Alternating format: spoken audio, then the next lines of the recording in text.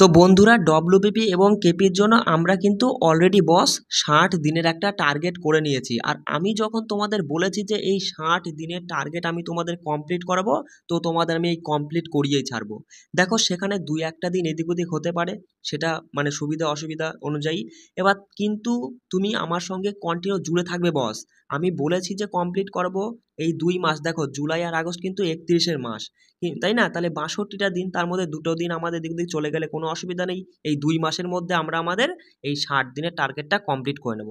দেখো যদি ডব্লিউবিপির এক্সামের কথা বলি, সেটা কিন্তু এখনো বেশ তুমি অনেকটা ভালো সময় পাচ্ছ, 3-4 মাস সময় পাচ্ছ মানে নিম্নমানে। আর যদি কেপি কনস্টেবলের কথা বলি, কেপি কনস্টেবল প্রিলিমিনারি এক্সাম খুব সম্ভবত সেপ্টেম্বরের শুরুতে অথবা সেপ্টেম্বরের শেষের দিকে এরকম হতে পারে, সম্ভাবনা রয়েছে, বুঝতে পারছো? তার আগেই কিন্তু আমাদের এই টার্গেটটা কমপ্লিট হয়ে যাবে যারা কেপির জন্য প্রিপারেশন নিচ্ছে। আর কেপি প্রিলিমিনারি নিয়ে কোনো চিন্তা ভাবনা করবে না।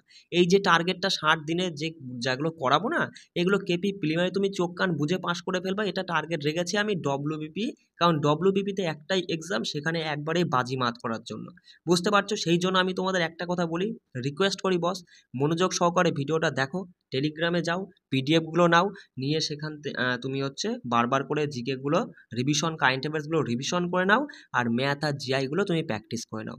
এবার তোমাদের অনেকেই আমাকে এসএমএস করো, শুধু জানতে চাও যে দাদা আমি এই পিডিএফগুলো কী করে পাবো। দেখো আমি তোমাদের ছোট্ট করে একটা কথা বলি, তুমি তো বুঝতেই পারছো আমি কিন্তু মিডিল ক্লাস ফ্যামিলির একটা ছেলে। দেখো যে তাই মানে কি বলবো আর কি, আমার সেট আপটা বেশি একটা ভালো নয়। সেটাকে একটু উন্নত করার জন্য আমি তোমাদের কাছে কিছু মূল্য রেখেছি, 199 টাকা। এই মূল্যটার বিনিময়ে আমি তোমাদের আমাদের টেলিগ্রামে যুক্ত করিয়ে দেবো। তোমরা যদি কেউ যদি মনে করো যে দাদা হ্যাঁ আমার এইগুলো কাজে লাগবে, আমার প্রয়োজন, তাহলে পরে আমি নাম্বারটা বলছি 6296053459। এই নাম্বারে আমাকে হোয়াটসঅ্যাপে একটা এসএমএস করে বলবা দাদা আমার পিডিএফগুলো লাগবে, টেলিগ্রামে জয়েন্ট হবো, ব্যাস। তাহলে পরে আমি তোমাদের ডব্লিউবিপির যে টেলিগ্রাম রয়েছে সেখানে আমি যুক্ত করে দেবো, বুঝতে পারলে? আর একটা কথা বলি, আমি যে মক টেস্টগুলো দিচ্ছি, ঠিক আছে, সেই মক টেস্ট মানে পার ডে যে একটা মিনি মক টেস্ট দিচ্ছি, সেগুলো ভালো করে যারা আমাদের টেলিগ্রামে যুক্ত আছো তোমাদের উদ্দেশ্য করে বলছি, সেগুলো করবে। তার সাথে সাথে যে হচ্ছে ফুল মক টেস্ট দেবো 20টা প্রতি 3 দিন অন্তর অন্তর, সেগুলো কিন্তু খুব ভালো করে করবে। ওগুলো কিন্তু ভেরি ভেরি ইম্পর্টেন্ট। ওখান থেকে তুমি 40% কমন পাবে, মিলিয়ে নিও কথাটা। ওই জন্যই বলছি এই যে 20টা যে ফুল মক টেস্ট রয়েছে, ওগুলো টেলিগ্রাম থেকে ভালো করে নেবা, নিয়ে সেগুলো কিন্তু ভালো করে প্র্যাকটিস করবো। এখন তোমার নাম্বার 20 কম উঠুক না, কোনো ব্যাপার নেই তো, ঠিক আছে? তুমি তো এখন সিলেবাস কিছুই কমপ্লিট করোনি, আমরা তো সবে 3 দিন করেছি, আজকে 4র্থ দিন, তাই না? এই 60টা দিন তুমি আমার সঙ্গে কাটাও, তারপরে দেখো ওই 75-এর মধ্যে তোমার যদি 70 উপরে নাম্বার না ওঠে, তখন তুমি আমাকে এখানে এসে কমেন্ট করে বলো তুমি সব মিথ্যে কথা বলো, ঠিক আছে? আর এর থেকে আমি আর কিছু বলতে পারবো না। দেখো আজকে আমাদের 4র্থ দিন, তাই তো? মানে এটা কেটে কেটে উঠেছে তো, 4র্থ দিন এইখানে রয়েছে দেখো। তাহলে আজকে আমরা কি করব? আজকে আমরা দেখে নেব কারেন্ট অ্যাফেয়ার্স থেকে স্পোর্টসের পার্ট 4। দেখো স্পোর্টস খুব গুরুত্বপূর্ণ একটা ট্রফি, মানে তোমার হচ্ছে কারেন্ট অ্যাফেয়ার্সের জন্য। এই স্পোর্টস থেকে পরীক্ষা একটা প্রশ্ন আসেই, সেই জন্য আমরা স্পোর্টসটাকে একদম মানে এমনভাবে গুছিয়ে করে নেব যাতে একটা প্রশ্ন যেটা আসবে সেটা যেন আমরা পাই, বুঝতে পারছো? সেই জন্য আমরা 3টে ক্লাস করেছি, আজকে শেষ ক্লাস স্পোর্টসের। এটা দেখে নেব, 20টা প্রশ্ন আছে।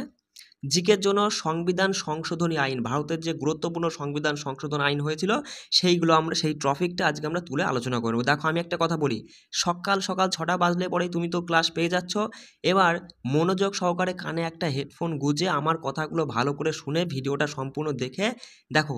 একটা জিনিস মাথায় রাখবে, আমি যেটা মনে করি, চোখে দেখছো, তার সাথে সাথে কানে শুনছো, এবং তার সাথে যদি মুখেও তুমি বলো, তাহলে কিন্তু সেই বিষয়টা খুব ভালোভাবে তোমার মাথায় থাকবে, বুঝতে পারলে? একটা কানে হেডফোন দিয়ে ভালো করে জিকেগুলো শুনে নিবা।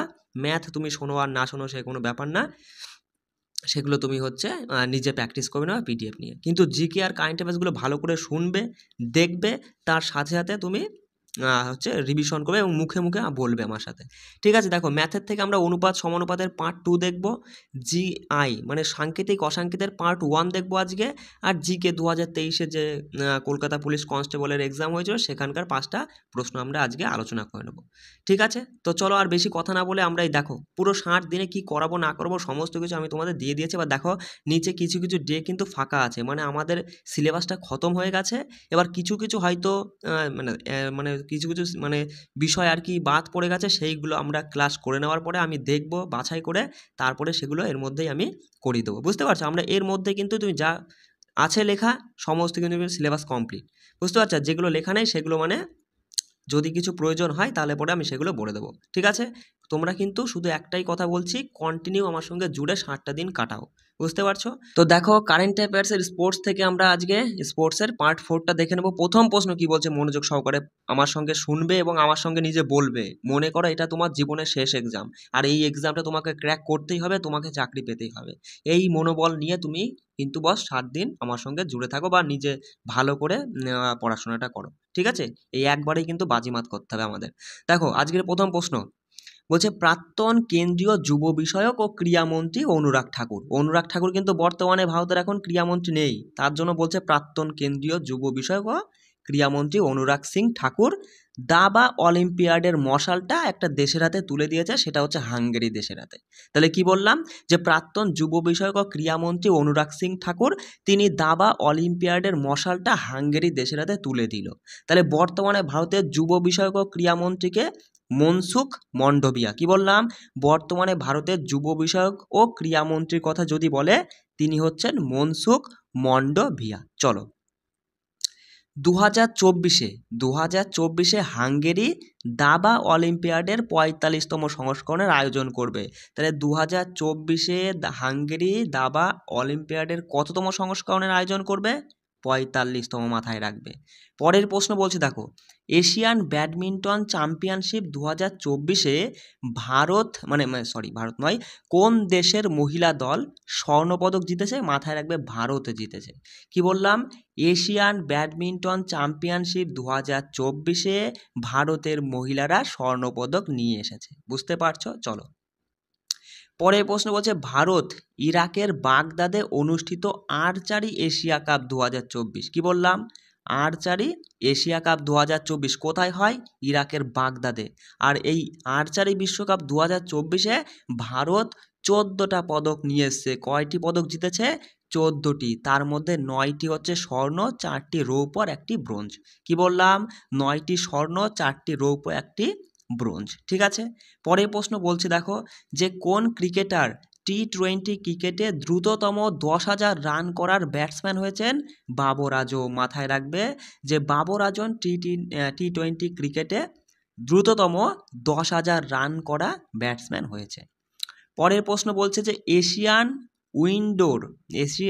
উইন্ডোর অ্যাথলেটিক্স চ্যাম্পিয়নশিপে ভারত কয়টি স্বর্ণপদক জিতেছে? 3টি স্বর্ণপদক জিতেছে। মাথায় রাখবে যে এশিয়ান উইন্ডোর অ্যাথলেটিক্স চ্যাম্পিয়নশিপ। কি বললাম? বলো আমার সঙ্গে যে এশিয়ান উইন্ডোর অ্যাথলেটিক্স চ্যাম্পিয়নশিপে ভারত 3টে স্বর্ণপদক নিয়ে এসেছে। যদি বলে কোন দেশ 2024 সালে ইউনাইটেড কাপের শিরোপা জিতেছে? জার্মানি। কে? জার্মানি 2024 সালে ইউনাইটেড কাপের শিরোপাটা তুলে নিয়েছে। বলছে নিচের কোন দেশ এফআইজি হকি 5S মহিলা বিশ্বকাপের উদ্বোধনী সংস্করণ জিতেছে? নেদারল্যান্ড। মাথায় রাখবা যে এফআইজি উদ্বোধনী সংস্করণ মানে এবছরেই প্রথম এটা আর কি হচ্ছে এই এফআইজি হকি 5S মহিলা বিশ্বকাপ। আর এই এফআইজি হকি 5S মহিলা বিশ্বকাপে নেদারল্যান্ড এবার জিতে গেছে, ঠিক আছে? এটা মাথায় রাখবে। পরের প্রশ্ন বলছে দেখো এশিয়ান ম্যারাথন চ্যাম্পিয়নশিপ 2024-এ স্বর্ণপদক জিতে নেওয়া ভারতীয় ম্যারাথন দৌড়বিদের নাম কি? মান সিং। কি বললাম? এশিয়ান ম্যারাথন চ্যাম্পিয়নশিপ 2024-এ স্বর্ণপদক জিতে নেওয়া ভারতীয় ম্যারাথন দৌড়বিদ হলেন মান সিং। পরের প্রশ্ন বলছে যে কোন শহর বিশ্ব ভারোত্তোলন চ্যাম্পিয়নশিপ 2026-এ আয়োজন করবে? চীনের নিংবো। দেখো চীনের কিন্তু হংকংও আছে, অনেকও মানে অপশনে কিন্তু এরকম দেবে, বিভিন্ন শহরের নাম তুলে দেবে, সেখানে মাথায় রাখবা নিংবো চীনের নিংবো শহরে তোমার হচ্ছে বিশ্ব ভারোত্তোলন চ্যাম্পিয়নশিপ 2026-এরটা আয়োজন হবে, ঠিক আছে? আচ্ছা 2024-এরটা কোথায় হলো? বাহরাইনের মানামাতে। মাথায় রাখবে 2024-এ হয়েছে বাহরাইনের মানামায়, আর 25-এ হবে নরওয়ের ফোর্ডে। কোথায়? নরওয়ের ফোর্ডে। আর 26-এ তো আমরা দেখলাম চীনের নিংবোতে হবে। পরের প্রশ্ন বলছে কোন দেশ ওয়ার্ল্ড টেস্ট চ্যাম্পিয়নশিপ এর মানে চ্যাম্পিয়নশিপ 2027-এর ফাইনাল আয়োজন করবে? মাথায় রাখবে যে ইংল্যান্ড। কি বললাম?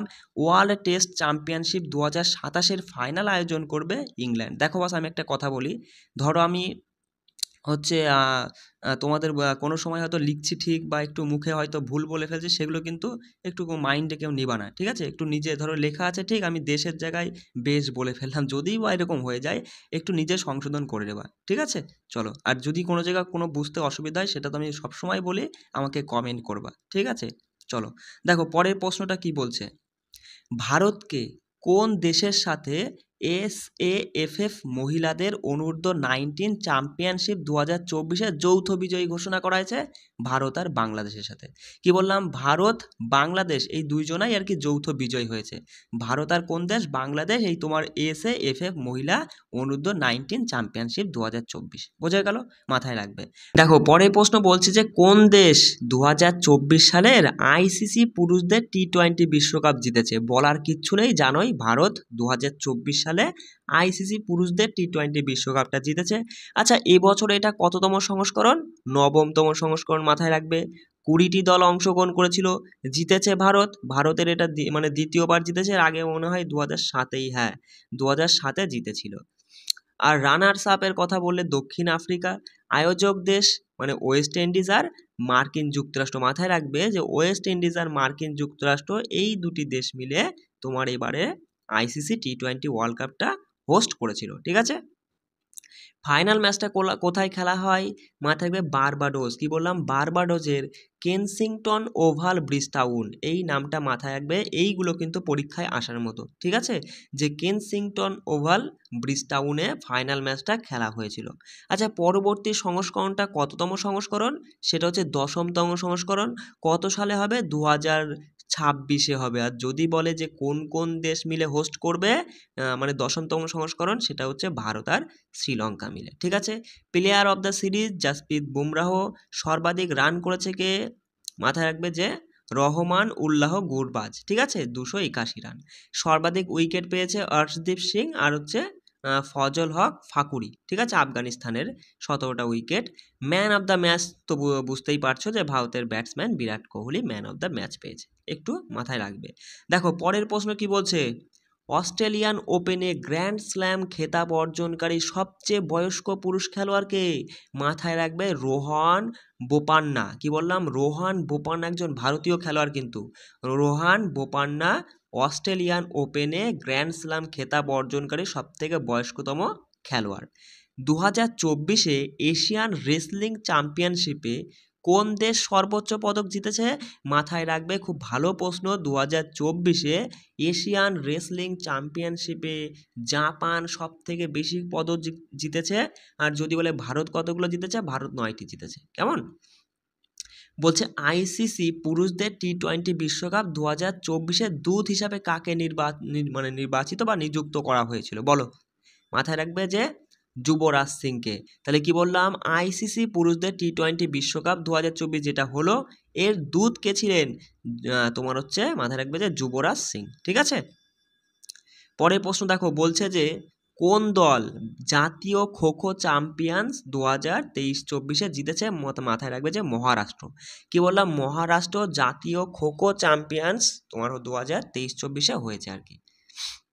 পরের প্রশ্নটা কি বলছে দেখো, বলছে কোন দল 77তম 2023-24-এ সন্তোষ ট্রফি জিতলো? মাথায় রাখবে সার্ভিস। কি বললাম?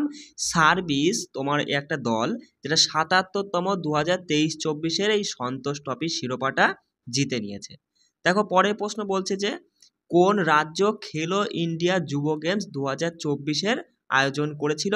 মাথায় রাখবে তামিলনাড়ু। কি বললাম? খেলো ইন্ডিয়া যুব গেমস 2024-এ আয়োজন করেছে তামিলনাড়ু। পরের প্রশ্ন বলছে যে কোন দেশ 2025-এ এশিয়ান উইন্টার গেমসের আয়োজন করবে?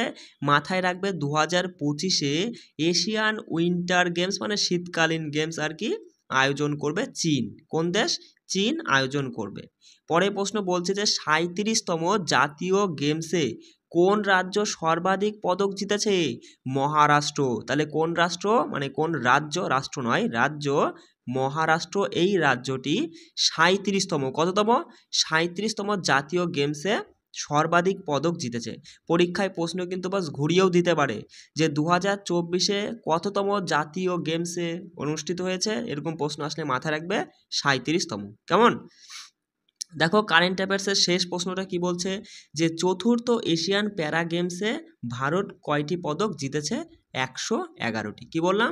চতুর্থ এশিয়ান প্যারা গেমসে ভারত 111টি পদক জিতেছে। এবার দেখো এই কারেন্ট অ্যাফেয়ার্সের স্পোর্টসটা আমাদের শেষ হয়ে গেল, ঠিক আছে। এবার দেখো যদিও বা আমরা দেখব কি দেখব, যে এক্সামের আগে আমরা দেখব যে কারেন্ট অ্যাফেয়ার্সে আর নতুন কিছু তোমার হচ্ছে নতুন কিছু প্রশ্ন হলো কি না, সেইগুলো আমরা কিন্তু এক্সামের আগে দেখে নেব, কেমন বস?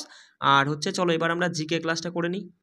তো এবার আমরা ভারতের গুরুত্বপূর্ণ সংবিধান সংশোধনী আইনটা আমরা দেখে নেব। দেখো বাস আমি এখানে যা তুলে দিয়েছি এর বাইরে আর তোমাকে কোনো চিন্তা ভাবনা করতে হবে না। যেগুলো বারবার পরীক্ষায় আসে, যেগুলো ভেরি ভেরি ইম্পর্টেন্ট, আমি সেইগুলো বাছাই করে এখানে একদম নিজে হাতে করে তৈরি করে তুলে দিয়েছি তোমাদের মাঝে।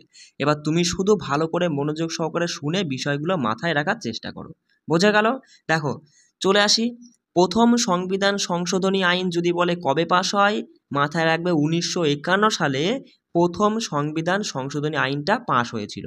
এবার এই সংশোধনের মাধ্যমে নবম তফসিলকে সংবিধানের সঙ্গে যুক্ত করা হয়। তাহলে প্রথম সংবিধান সংশোধনী হয় 1951 সালে, যার দ্বারা সংবিধানে নবম তফসিল যুক্ত করা হয়েছিল। দেখো তারপরে সপ্তমতম সংবিধান সংশোধন হয়েছিল, যার দ্বারা কি হয়, ভাষা ভিত্তিক রাজ্য পুনর্গঠন করা হয়। তাহলে ভাষা ভিত্তিক রাজ্য পুনর্গঠিত হয় সপ্তমতম সংশোধন অনুযায়ী।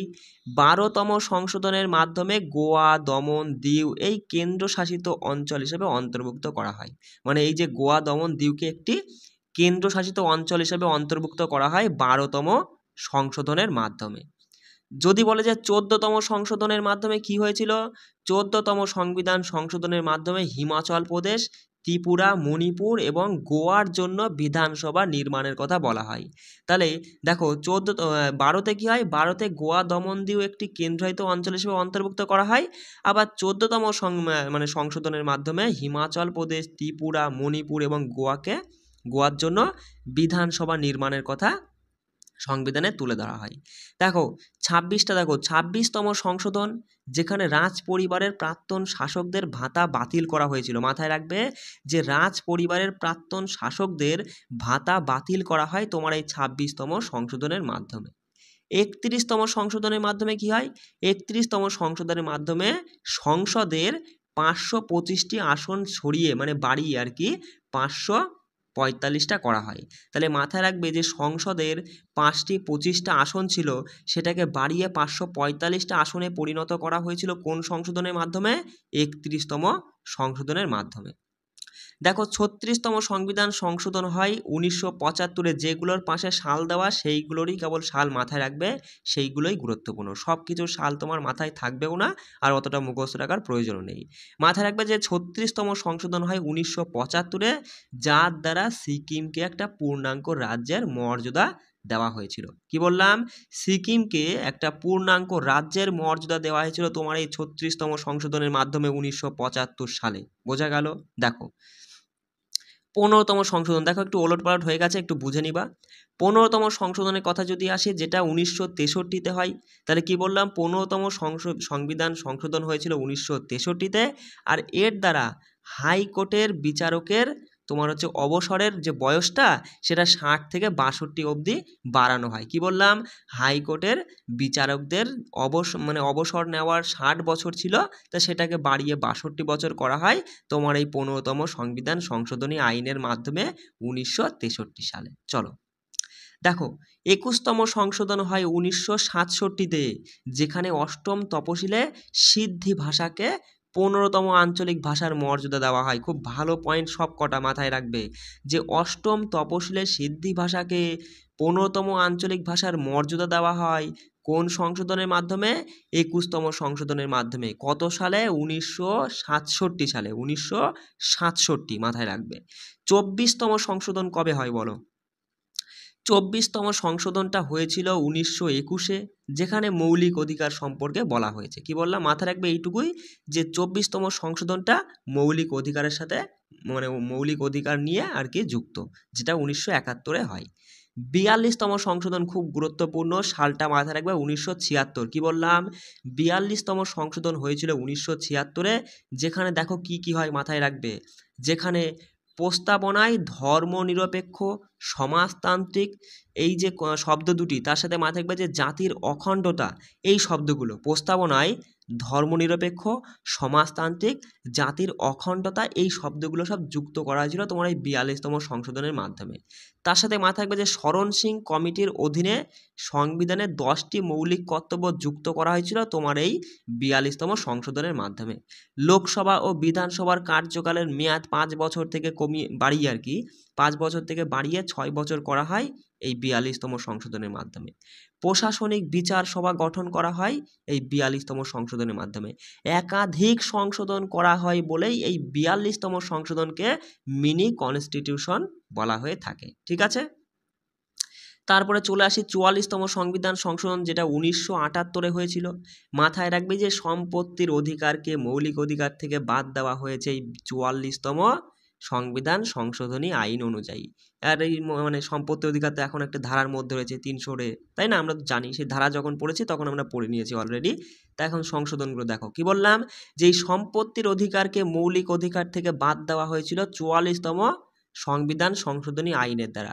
তারপরে দেখো আবার কি হয়, সেই লোকসভা আর বিধানসভার কার্যকালের মেয়াদ পুনরায় 5 বছর করে নেওয়া হয় তোমার এই 44তম সংবিধান সংশোধনী আইন অনুযায়ী। ভারতের রাষ্ট্রপতির ক্ষমতা পুনর্বিবেচনার জন্য মন্ত্রী পরিষদের কাছে একটি বিষয় ফেরত পাঠানোর ক্ষমতা কথা আর কি সন্নিবেশিত ছিল এই 42তম সংবিধান সংশোধনীর মাধ্যমে। মাথায় রাখবে যে, ভালো করে শোনো, যে ভারতের রাষ্ট্রপতির ক্ষমতা পুনর্বিবেচনার জন্য মন্ত্রী পরিষদের কাছে একটি বিষয় ফেরত পাঠানোর ক্ষমতার কথা সন্নিবেশিত রয়েছে নিম্নের কোন সংবিধান সংশোধনী আইনের মাধ্যমে? তখন উত্তর করবে 42তম সংবিধান সংশোধনী আইনের মাধ্যমে।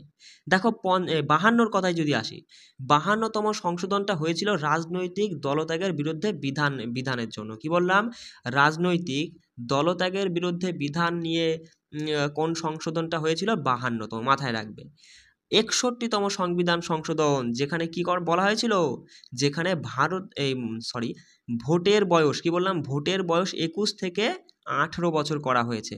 কোন সংবিধান সংশোধনের মাধ্যমে? 61তম সংবিধান সংশোধনের মাধ্যমে ভোটের বয়স 21 থেকে কমিয়ে 18 বছর করা হয়। সালটা মাথায় রাখবে 1989 সাল। কত সাল? 1989।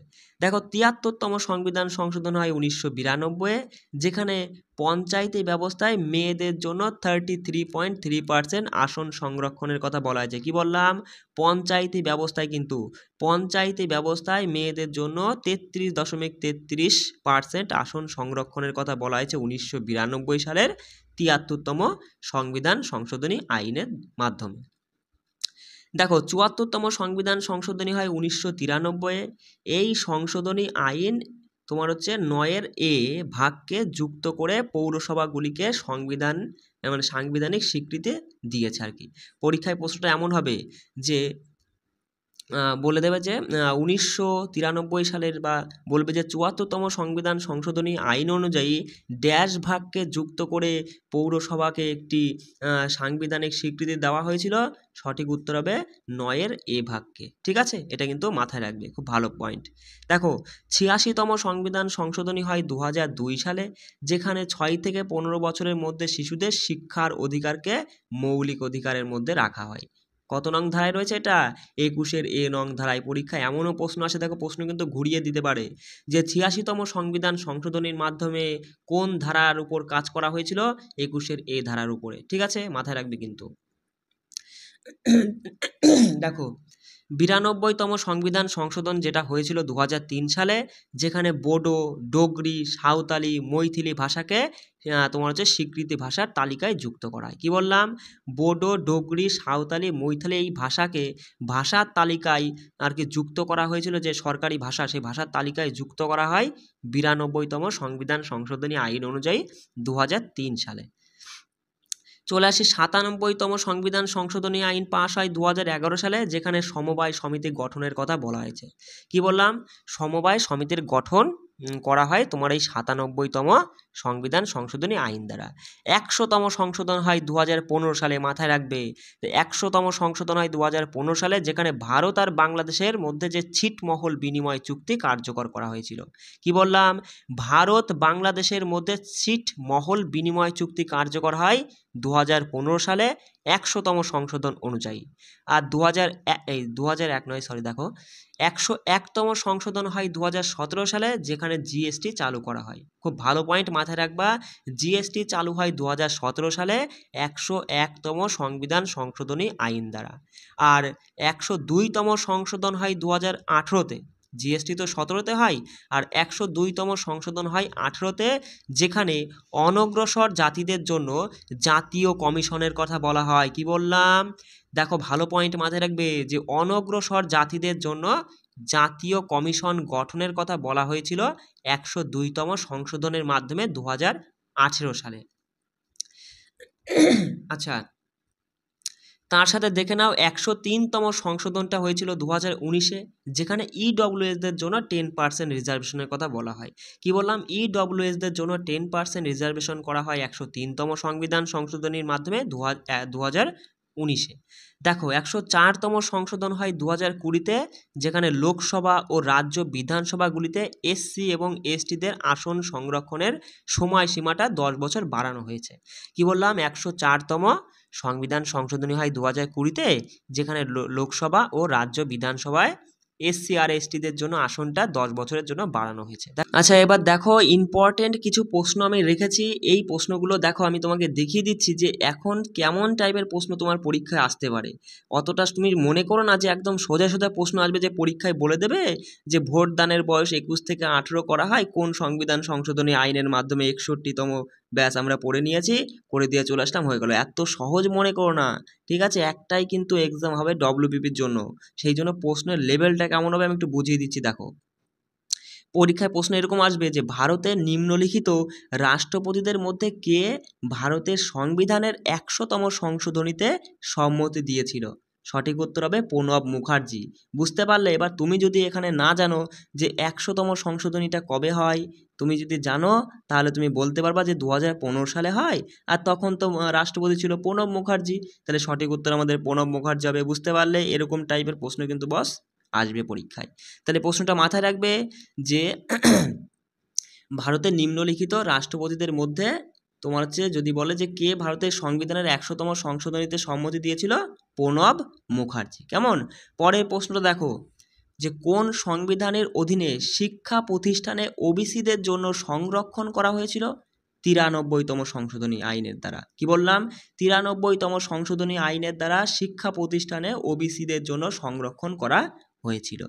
যদি বলে কোন সংশোধনী আইন ভারতীয় সংবিধানের 8ম তফসিলে তোমার হচ্ছে কঙ্কনি, মণিপুরি, নেপালিকে যুক্ত করেছিল? 71তম সংশোধনী আইনের দ্বারা। কি বললাম? 71তম সংশোধনী আইনের দ্বারা কঙ্কনি, মণিপুরি, নেপালি এদেরকে 8ম তফসিলে যোগ করা হয়। ঠিক আছে?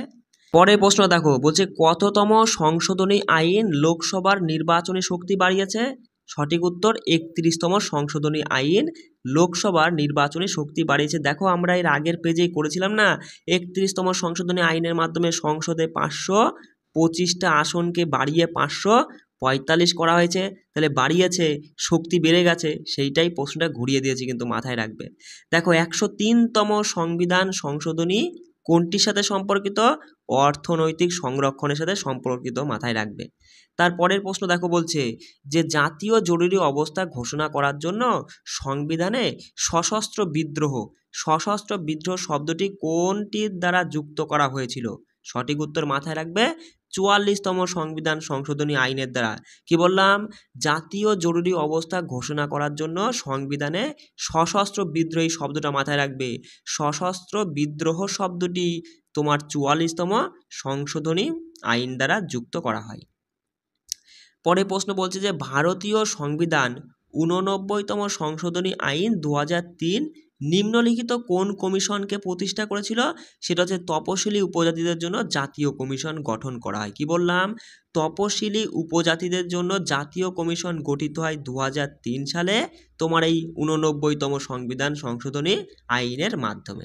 পরের প্রশ্ন দেখো, আর দুটো প্রশ্ন, দুই তিনটে প্রশ্ন আছে, মাথায় রাখবে যে কততম সংবিধান সংশোধনী আইন অনুযায়ী একই সময়ে দুইটির বেশি রাজ্যের জন্য একজন গভর্নর বা রাজ্যপাল নিয়োগ করা হবে। এটা কিন্তু 7তম সংবিধান সংশোধনীর মাধ্যমে বলা হয়েছিল যে একজন রাজ্যপালই একটা বা দুটো বা তার বেশি রাজ্যের গভর্নর পদে থাকতে পারবে। এটা তোমার এই 7তম সংশোধনী আইনের মাধ্যমে করা হয়েছে আর কি। দেখো শেষ প্রশ্ন দেখো যে ভারতীয় সংবিধানের মোট সংশোধনীর সংখ্যা কিন্তু বর্তমানে 2024 অনুযায়ী 106টি। কয়টি?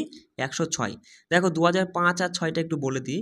2005 এই সংশোধনটা হয় 2021-এ, যেখানে বলা হয়েছে যে একটি সামাজিক ও শিক্ষাগতভাবে অনগ্রসর শ্রেণীর তালিকায় প্রস্তুত করার জন্য রাজ্যের কাছে একটা ক্ষমতা থাকবে, সেই ক্ষমতাটা ফিরিয়ে দেওয়া হয়েছে। মানে কি বললাম বিষয়টা ভালো করে বোঝো, যে সামাজিক ও শিক্ষাগতভাবে অনগ্রসর শ্রেণীর তালিকা প্রস্তুত করার জন্য রাজ্য সরকারের পুনরুদ্ধার করবে আর কি, রাজ্য সরকারের একটা ক্ষমতা, সেইটা তোমার 105-এ বলছে। আর 106টায় যেটা 2023-এ হয়, এই 106তম সংবিধান সংশোধনী অনুযায়ী কি বলা হয় যে একটি লোকসভা রাজ্য বিধানসভা সমস্ত আসনে 1/3 মহিলাদের জন্য সংরক্ষিত হবে। মানে কি বলছে যে লোকসভা রাজ্য বিধানসভা সমস্ত আসনে মহিলাদের 1/3 তোমার হচ্ছে আসন আর কি সংরক্ষিত থাকবে। তো বস, আমরা এই যে সংবিধান সংশোধনের বাইরে তোমাকে চিন্তা ভাবনা করতে হবে না, এইগুলোই যে কটাই আমি বললাম এগুলো একটু মনোযোগ সহকারে রিভিশন করে নাও ঘুরিয়ে, ঠিক আছে? চলো এবার আমরা দেখব ম্যাথ ক্লাস। তো এবার আমরা ম্যাথের থেকে অনুপাত সমানুপাত এই যে টপিকটা, দেখো বস আগের দিন আমি পার্ট এ যেখানে 17টা প্রিভিয়াস ইয়ার্সের প্রশ্ন আমি করিয়ে দিয়েছিলাম, যেগুলো 2018 থেকে 23 পর্যন্ত পুলিশের যতগুলো এক্সাম হয়েছে সেখান থেকে আমি 17টা প্রশ্ন পেয়েছি, সেগুলো আমি করে দিয়েছি। আজকে আমরা দেখব 28টা মোস্ট এক্সপেক্টেড প্রশ্ন দেখব, একটু বেসিক থেকে রেখেছি। চলো আগে প্রশ্নগুলো বার করি। হ্যাঁ দেখো, এই যে এখান থেকে আজকে ক্লাস শুরু। তো দেখো আমি একটা কথা বলি, তোমরা যারা আমাদের টেলিগ্রামে যুক্ত আছো তোমরা অনেকেই আমাকে বলছো তো আমি ম্যাথ খুব দুর্বল, আমি বুঝতে পারছি না। তাই তোমাদের কথা ভেবে দেখো আমি গুগল মিটে, হ্যাঁ আমি এই টেলিগ্রামে যারা আছো আমি লিঙ্কটা টেলিগ্রামে দিয়ে দেবো, আগামীকাল থেকে গুগল মিটে আমি একটা করে ম্যাথের ক্লাস রাখবো প্রতিদিন। এবার সেই ম্যাথের ক্লাসটা থাকবে এই যে ম্যাথের যে সমস্ত টপিকগুলো আছে না, অনুপাত সমানুপাত, লাভ ক্ষতি বলো, সরল সুদ বলো, তারপরে তোমার আরও যে সমস্ত গড় মিশ্রণ নৌকা, তাই না, যত কিছু যে টপিকগুলো আছে সবগুলো আমি শুধু বেসিকটা তোমাকে ক্লিয়ার করিয়ে দেবো, একদম ইজিভাবে বেসিকটা ক্লিয়ার করে দেবো। সেখানে তুমি সেই ক্লাসগুলো দেখে নিবা, তারপরে তুমি এইদিকে চলে আসবা, এগুলো করবা, দেখবা তুমি ম্যাথে অনেকটা স্ট্রং হয়ে যাবে। ম্যাথে পারি না বললে চলবে না, তোমাকে পারতেই হবে, এক্সামটা তোমাকে ক্র্যাক করতেই হবে, দায়িত্ব আমি নিয়েছি, শুধু আমার সঙ্গে জুড়ে থাকো। দেখো অনুপাত সমানুপাতে আজকে দেখবো। দেখো এই যে 1 নম্বর প্রশ্ন যদি বলে এরকম টাইপের যে 200 মিটার আর 6 কিমি এর অনুপাত কি হবে? আচ্ছা অনুপাত মানে কি দাদা, এই যে দুটো চিহ্ন এইটাকে অনুপাত বোঝায়। এবার বলছে 200 মিটার আর হচ্ছে 6 কিলোমিটার, কিমি বলে তো কিলোমিটার, এর অনুপাত কখনো করা যায়? দেখো অনুপাতের কিন্তু নির্দিষ্ট কোনো একক নেই, কিন্তু এই যে সংখ্যা দুটোর কিন্তু একক রয়েছে, একটা মিটার একটা কিলোমিটারে। তাহলে এদের কিন্তু আমরা অনুপাত এইভাবে বার করতে পারবো না, যেখানে তুমি 2 দিয়ে কেটে এখানে 3 আর এদিকে হচ্ছে 100, এটা কিন্তু কোনো দিন হবে না। তোমাকে এখানে কি করতে হবে দেখো, 1 মিনিট, হ্যাঁ এখানে, হ্যাঁ দেখো এই যে 200 মিটার আর আছে 6 কিলোমিটার, এই 6 কিলোমিটারকে মিটারে পরিণত করতে হবে। দেখো 1 কিলোমিটার সমান 1000 মিটার, তাহলে 6 কিলোমিটার সমান তুমি বলবে দাদা 6000 মিটার, আর এদিকে 200 মিটার, তাই না? তাহলে দেখো ইউনিট কিন্তু সেম হয়ে গেছে। এবার তুমি এদেরকে অনুপাত বার করে ফেলো, দেখো কাটলে পরে এদিকে 2 দিয়ে দিলে 1 আর এদিকে হচ্ছে 30, 1 অনুপাত 30। বিষয়টা বুঝতে পারলে 1 নম্বরেরটা। চলো 2 নম্বরটা দেখো, যখনই কোনো দুটি সংখ্যা থাকবে, মানে দুটি সংখ্যা এরকম রয়েছে, তাদের ব্যস্তানুপাত জানতে চাইবে, সঙ্গে সঙ্গে সেটাকে উল্টে দিবা। 2 অনুপাত 3 আছে, 3 অনুপাত 2 হয়ে গেল এদের, 3 অনুপাত 2 এদের ব্যস্তানুপাত। যদি থাকতো যে 4 অনুপাত 7, তাহলে পরে 7 অনুপাত 4 হয়ে যেত এদের ব্যস্তানুপাত। বোঝা গেল? 3 নম্বরটা দেখো, 3 নম্বরে কিন্তু আবার উল্টে দিলে কিন্তু হবে না, যে 3 অনুপাত 5 অনুপাত 6 আছে, তুমি 6 অনুপাত 5 অনুপাত 3 করবা, সেটা কিন্তু হবে না। এদের লসাগু বার করতে হবে, এদের লসাগু হচ্ছে 30, তাই না? এবার 3 দিয়ে 30কে ভাগ করো 10, 5 দিয়ে 30কে ভাগ করো 6, 6 দিয়ে 30কে ভাগ করো 5, এই হলো এদের ব্যস্তানুপাত। এই ছোটো ছোটো বিষয়গুলো কাজে লাগবে বলেই কিন্তু আমি তুলেছি, ঠিক আছে? দেখো পরেরটা দেখো, জটিল অনুপাত যখনই বার করতে বলবে, জটিল জটিল মানে কি করবা, গুণ করে দেবা। 2 অনুপাত 1 তো এটাকে আমরা 2/1 লিখতে পারি, আর 3 অনুপাত 4 এটাকে আমরা 3/4 লিখতে পারি। ব্যাস, এবার গুণ করো, 3 দুগুণী 6, আর এদিকে 4 অক্ষে 4, তাহলে 6/4 মানে তুমি বলবা যে কাটলে পরে 3/2, 2 দিয়ে কাটলে, তাহলে 3/2ও যা, 3:2ও তাই। বুঝতে পারলে? দেখো পরেরটা বলছে, দেখো বলছে যে 2:3 ডুপ্লিকেট রেশিও কি, মানে বর্গানুপাত কি হবে। এটা কিন্তু পরীক্ষা আসে বস, কোনো যখনই দুটো সংখ্যার অনুপাত দিয়ে বলবে যে এর বর্গানুপাত কী হবে বা ডুপ্লিকেট রেশিও, সেক্ষেত্রে মাথায় রাখবা যে কথার মধ্যে উত্তর বর্গানুপাত মানে বর্গ করে দাও, ব্যাস, আর কিছু না। বর্গানুপাত মানে বর্গ করে দাও, 4 এদিকে 9, ব্যাস হয়ে গেল। পরেরটা দেখো, দেখো 27 এখানে বস, এখানে 9 হবে, ঠিক আছে, মানে মিস্টেক ছিল, মিস্টেক হয়ে গেছে হয়তো, 9 আর 36। এর বললো যে সাব ডুপ্লিকেট রেশিও কী হবে। সাব ডুপ্লিকেট মানে বর্গমূলানুপাত, বর্গমূলা মানে বর্গমূল করে দাও, 9 আর 36-এর বর্গমূল করে দাও, ব্যাস করলে এদিকে 3 আর এদিকে হচ্ছে কত 6, 3 6 মানে 1:2, বুঝতে পারলে, হয়ে যাচ্ছে। দেখো এখানে 1:2 নিবা না, যদি 3:6 থাকে সেটাই কিন্তু উত্তর নিবা। এবার যদি এটা না থাকে, যদি 1:2 থাকে সেটা উত্তর নিবা, বুঝতে পারলে।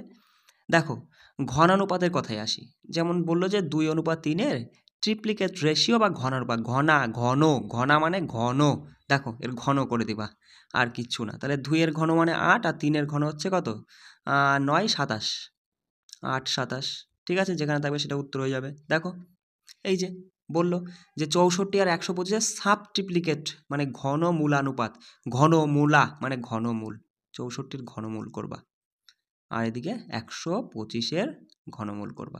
আমি এখানে কিন্তু একটু স্পিডে বোঝাবো, বুঝতে পারছো, এই জন্য বলছি যে তোমার অনেকের ধরো আমাদের যার সঙ্গে যুক্ত আছো, তুমি বলছো দাদা আমি ম্যাথে দুর্বল, আমি কিন্তু ম্যাথ বুঝতে পারছি না, আমাকে কমেন্ট করেছো, অনেকেই করেছো, সেই জন্য আমি বলছি তোমাদের গুগল মিটে আমি ক্লাস রাখবো, যেখানে বেসিকটা আমি ক্লিয়ার করে দেবো, আর এখানে এসে আমি যেভাবে বোঝাবো আরামসে ধরে নিতে পারবা। পারি না কথাটা যেন আমি শুনতে চাই না, আমি জানো মানে কি বলবো, আমার ফ্রেন্ডরা যেন বলে যে দাদা হ্যাঁ আমি এবার অঙ্কগুলো বুঝতে পেরেছি, ঠিক আছে, এই কথাটা তোমার মুখ দিয়ে শুনতে চাই। তো দেখো ঘনমূল করে দাও, তাহলে এটা কত হবে 4 হবে, 4 4 16, 4 16 64, আর এদিকে দেখো, দেখো এই যে কিউব মানে কি, আমি তো বেসিকে গেলে পরে আমি একটু ভালো করে বুঝিতাম, কোনো পাওয়া মানে সংখ্যা, যেমন বলো 3-এর মাথায় কিউব রয়েছে, মানে যে পাওয়ারে যেটা থাকে সেটা 3 বার, মানে 3 বার গুণ করলে পরে সেটা চলে আসে।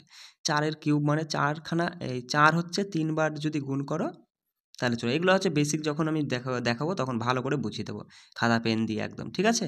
তাহলে এখানে তুমি উত্তরটা কি পেলে বলো, এখানে পেলে হচ্ছে 4:5, ঠিক আছে। দেখো 9 নম্বর প্রশ্নটা বলছে যে এ অনুপাত বি দিয়েছে, বি অনুপাত সি, সি অনুপাত ডি মান দিয়ে দিয়েছে, তোমাকে এবিসিডির মান জানতে, যে তুমি কি করে খুব সহজে এই অঙ্ক করবা। দেখো আমি বলে দিচ্ছি, সঙ্গে সঙ্গে তুমি এ বি সি ডি এই অনুপাতে লিখে নিবা। এবার তুমি এ এর মান বার করবা, সবার প্রথমে আছে না এ, তাহলে সবার প্রথমে এর মান বার করবা কি করে, দেখবা সবার প্রথমে কোন কোন সংখ্যাগুলো আছে তাদের গুণ করবা, সঙ্গে সঙ্গে বলবা 4 5 20, 20 দুগুণী 40, লিখে দিলে। এবার দেখো, এবার তুমি ডি এর মানটা বার করবা, ডি সবার লাস্টে আছে তাই সবার লাস্টেরগুলো গুণ করো, 5 6 30, 3 30 90 হলো। এবার দেখো, এবার তুমি বি এর মানটা বার করো, বি এর মান এখানে ওরা বলছে 3, এখানে বলছে যে বি এর মান 4। এবার দেখো তাহলে এখানে তুমি 3 4 গুণ করো, 3 4 12 হলো। এই যে সি আর ডি এর মধ্যে বলো বি কার কাছে হয়, সি এর কাছে না ডি এর কাছে, সঙ্গে সঙ্গে তুমি বলবা দাদা সি এর কাছে বি হয়, তাহলে এখানে সি এর মানটা নিবা, তাহলে ওদিকে 12 আর 5 12 60, বি সমান বেরোলো 60।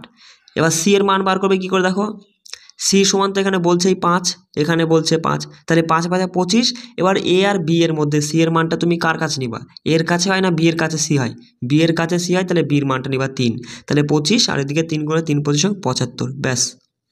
এবার দেখো এটাকে কাটো, দেখো 5 দিয়ে কাটলে 5 এটা 40, 5 12 60, 5 15 75, আর 5 18 90, এই যে 8.12.15.18 এখানে সঠিক উত্তর হচ্ছে। দেখো 10 নম্বরের অঙ্কটা, এই অঙ্ক কি বলছে দেখো, ভালো করে পড়বা, পড়ে বুঝতে পারলেই কিন্তু অঙ্ক আর কিছু নেই। বলছে এ এর মান বি এর চেয়ে 2/3, বি এর 2/3 মানে এ এর মান বি এর 2/3, মানে বি যদি 3 হয় তাহলে এ হবে 2, তাহলে আমরা বলতে পারি এ অনুপাত বি সমান 2:3, বুঝতে পারলে।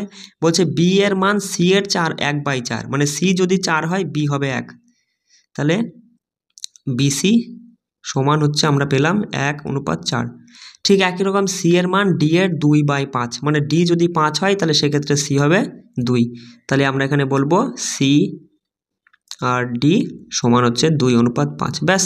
আমাদের বার করতে বলছে এডি, এ মানে সবার প্রথমটা আমি বলেই দিয়েছি, সবার প্রথমগুলো গুণ করব, আর ডি মানে সবার লাস্টেরগুলো গুণ করব। সঙ্গে সঙ্গে বলবা যে 2 অক্ষে 2, 2 দুগুণি 4, আর এদিকে হচ্ছে 3 4 12, 5 12 60, 4 আর 60 যদি তুমি কাটো দেখো এখানে তোমার হচ্ছে 4 দিয়েই কেটে যাচ্ছে, 4 15 60 মানে 1:15 সঠিক উত্তর হবে। ঠিক আছে, 1:15 হবে। 11 নম্বর প্রশ্নটা বলছে যে 4a সমান 5b সমান 3c হলে abc এর মান কত? কিচ্ছু করতে হবে না, সঙ্গে সঙ্গে দেখবা এখানে যে সংখ্যাগুলো রয়েছে তাদের লসাগু বার করো।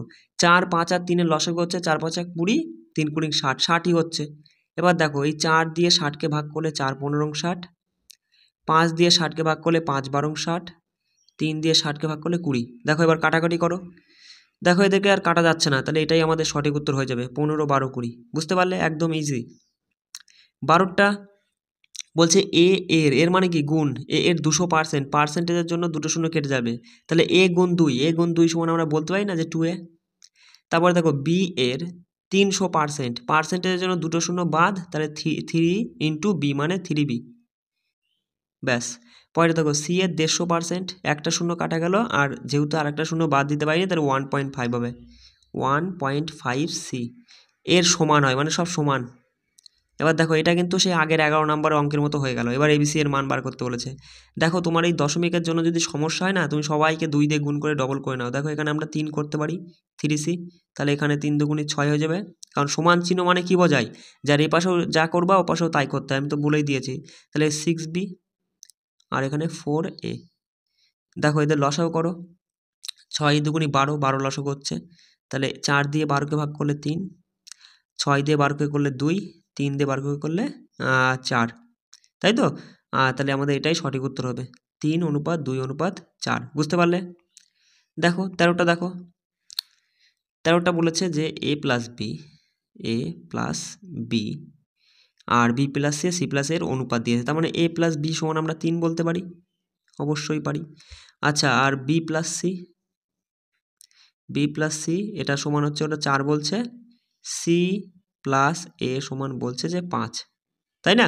এবার দেখো এখানে সব ডবল আছে, তুমি যোগ করো, যোগ করলে পরে এখানে দেখো 2abc পাবে, এ বি সি পাবে, কারণ সব ডবল ডবল, দুখানা এ দুখানা বি দুখানা সি, তাহলে আমরা 2b abc পাচ্ছি।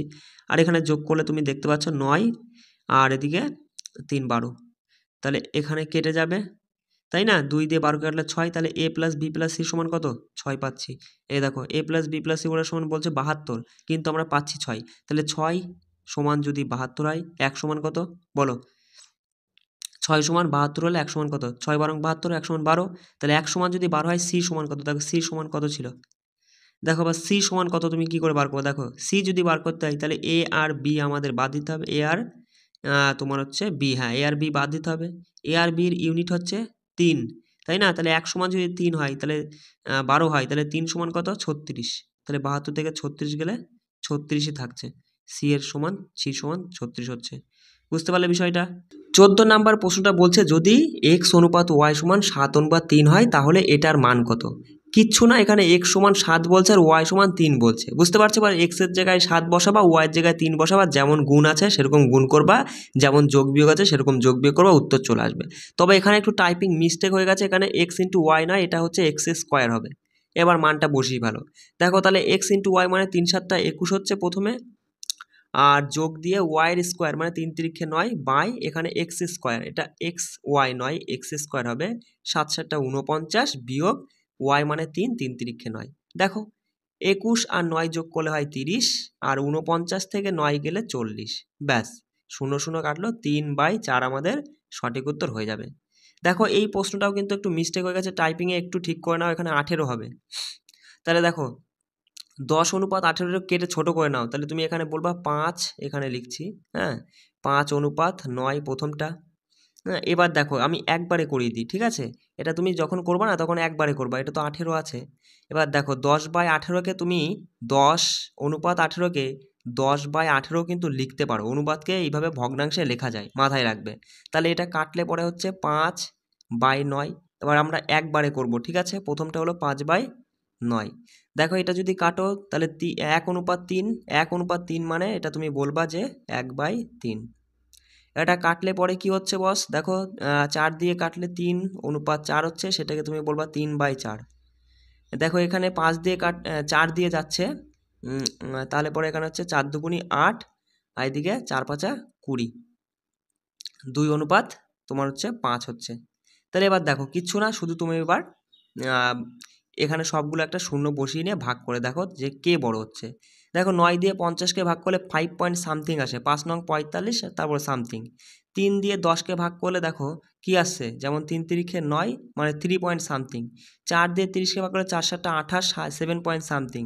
5 দিয়ে 20কে ভাগ করলে হচ্ছে তোমার এখানে কি আসছে, 5 4 4 চলে আসছে একদম ডাইরেক্ট। তাহলে এখানে তুমি বলো কে বড়, 7 পয়েন্ট সামথিংটা বড়, মানে 30/4, 30/4 কার, এই যে 12.16, ঠিক আছে, একটু দেখে নাও চলো।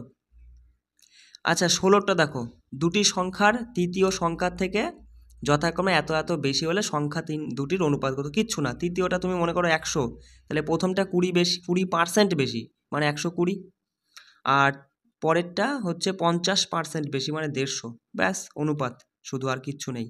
দেখো 3 দিয়ে কাটলে 4 হচ্ছে, এদিকে 5 হচ্ছে, 4:5। 17 নম্বর প্রশ্নটা দেখো, এই অঙ্কে কিচ্ছু নেই, কিন্তু অঙ্কটা যখনই এরকম টাইপের অঙ্ক তুমি দেখবা যেটা অনুপাতে থাকবে সেইটাই তুমি উত্তর করে দিয়ে চলে আসবা।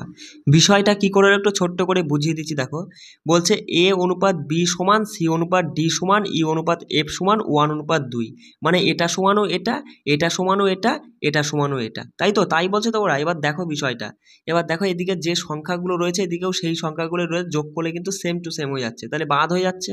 এবার দেখো তুমি এখানেও বলবা যে এ সমান 1, সি সমানও 1, ই সমানও 1, বি সমানও 2, ডি সমানও 2, এফ সমানও 2। দেখো এই 3খানা 1 প্রথমে যদি যোগ করো 3 হচ্ছে, অনুপাত, এটা অনুপাত হবে, 1 মিনিট সরি, অনুপাত, আর 3খানা 2 যোগ করলে 6 হচ্ছে, পরে দেখো কেটে গিয়ে সেই কিন্তু সেম হচ্ছে আসছে। তার জন্য বলছি এই টাইপের অঙ্ক শুধু ভয় দেখানো, ঠিক আছে, যেটা আছে সেটাই তুমি উত্তর করবা। দেখো পরেরটা কি বলছে, 18টা বলছে যদি এ বি এর থেকে 40% বেশি। আচ্ছা 40% মানে কি দাদা, 40% মানে 40/100 আমরা বলতে পারি। এবার তুমি যদি এটাকে কাটাকাটি করো সঙ্গে সঙ্গে বলবা 2/5, তাই তো। এবার দেখো, এবার এখানে তুমি এখানে তাহলে বলছে যে এ বি এর থেকে 40% বেশি, মানে বি যদি, এ আর বি এর মধ্যে আমি বলছি, বি যদি 5 হয় তার থেকে 5-এ 2 বেশি মানে এ 7।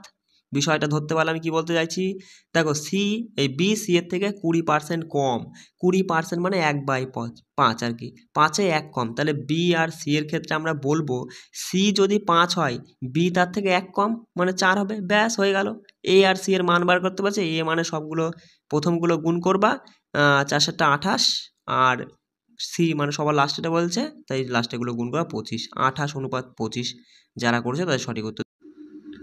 আচ্ছা দেখো 19-এর প্রশ্ন যাওয়ার আগে এই ছোট্ট বিষয়টা একটু বুঝে নাও যে যৌগিক আর বিভাজন প্রক্রিয়াটা কি। এখানে দেখো এই পুরোটা ক্যালকুলেশন করার থেকে আমরা এইখান থেকে শর্ট করে কিভাবে বেরোবো সেই বিষয়টা আমি তোমাকে বলবো। সঙ্গে সঙ্গে তুমি দেখবা যে কোনো একটা এ যে কোনো একটা বি নাও, এবার এর সঙ্গে যে সংখ্যাটা লেগে থাকবে সেটা সমেত কিন্তু নিতে হবে, বোঝা গেল। আর বি সমান যে সংখ্যা লেগে রয়েছে সেটা সমেত নেবে। নেওয়ার পরে এই দিকে যে ভগ্নাংশটা রয়েছে 7/1 রয়েছে না, এদের যোগফলটা ওপরে লিখবে আর বিয়োগফলটা নিচে লিখবে, ব্যাস এইটুকু করলে পরেই এ আর বি এর মান বেরিয়ে যাবে। দেখো 2 দিয়ে এটা কাটলে 4, 3 দিয়ে এটা কাটলে 2। এবার দেখো এটা যদি কাটাকাটি করো 2 দিয়ে এটা কাটলে 2 আর নিচে 1 হচ্ছে, তাহলে এ সমান 2 আর বি সমান 1 বেরোলো, 2:1। বিষয়টা বুঝতে পারলে এ আর বি এর মান কি বেরোলো। চলো এবার অঙ্কর মাধ্যমে একটু বিষয়টা বুঝে নাও। দেখো সেম অঙ্ক 3a প্লাস 5b, আর নিচে একই সংখ্যা 3a শুধু -5b, যখন এরকম থাকবে এ আর বি এর মান যখন আমাদের বার করতে বলেছে, এদিকে রয়েছে 5/1, তুমি কি করবা, এ যে সংখ্যাটা নিয়ে এসেছে সেই সংখ্যা সহ নেবা 3a, আর ঠিক একই রকম বি যে সংখ্যাটা নিয়ে এসেছে সেই সংখ্যা সমেত বিকে নিবা। নেওয়ার পরে এদের যোগফলটা উপরে আর বিয়োগফলটা নিচে। এবার যদি কাটাকাটি করো দেখো এখানে 2 হচ্ছে, আর এখানে দেখো 5-এর সঙ্গে তো 4 কাটাকাটি যায় না, তাহলে এই 5টা এর সঙ্গে গুণ হয়ে উপরে 10 হয়ে যাবে, আর নিচে তোমার হচ্ছে 4 রয়েছে, তাহলে এ সমান 10 আর বি সমান 4। দেখো কি বললাম, এ অনুপাত বি, বা তুমি এটাকে এইভাবেও আমি যেভাবে দেখালাম, এ বাই বি ছিল ওদিকে 10/4, আর এটাকে কিন্তু কাটা যাচ্ছে 5/2, তার মানে এ সমান 5 আর বি সমান 2, তাহলে 5:2 কিন্তু সঠিক হয়ে যাবে। বুঝতে পারলে বিষয়টা। দেখো 20টা একদম সহজেই কীভাবে করবা, বলছে যদি এ এর আয়ের 10%, এর মানে কি গুণ, তার মানে এ এর 10%, এটা নাকি সমান কার, বি এর 15%-এর সমান, বি এর 15%-এর সমান, আর এটা নাকি আবার সি এর 20%-এর সমান। একটু লিখছি বুঝে নাও, সি এর 20%। পার্সেন্টেজ তো সব উড়ে যাচ্ছে। এবার দেখো এখানে কাটাকাটি যাচ্ছে 5 দিয়ে, তাহলে 2, আর এখানে 3 থাকছে, আর এদিকে 4 থাকছে। তাহলে এখানে তুমি বলবা যে 2a সমান 3b সমান 4c, ব্যাস সেই একই রকম। আমরা কি করব, এ বি সি এর অনুপাত বার করতে গেলে এদের লসাগু বার করব, আগেই দেখলাম। দেখো এদের লসাগু কত, তোমার হচ্ছে 3 4 12, তাহলে 12 দিয়ে 2 দিয়ে 12কে কাটলে পরে তুমি বলবা এ সমান 6 অনুপাত, একটু কষ্ট করে বোঝো। দেখো 3 দিয়ে 12কে কাটলে 4, আর 4 দিয়ে 12কে কাটলে 3, তাহলে এ অনুপাত বি অনুপাত সি এর মান দাঁড়ালো কত, 6 অনুপাত 4 অনুপাত 3, কত দাঁড়ালো 6 অনুপাত 4 অনুপাত 3 দাঁড়ালো এ বি সি এর অনুপাত।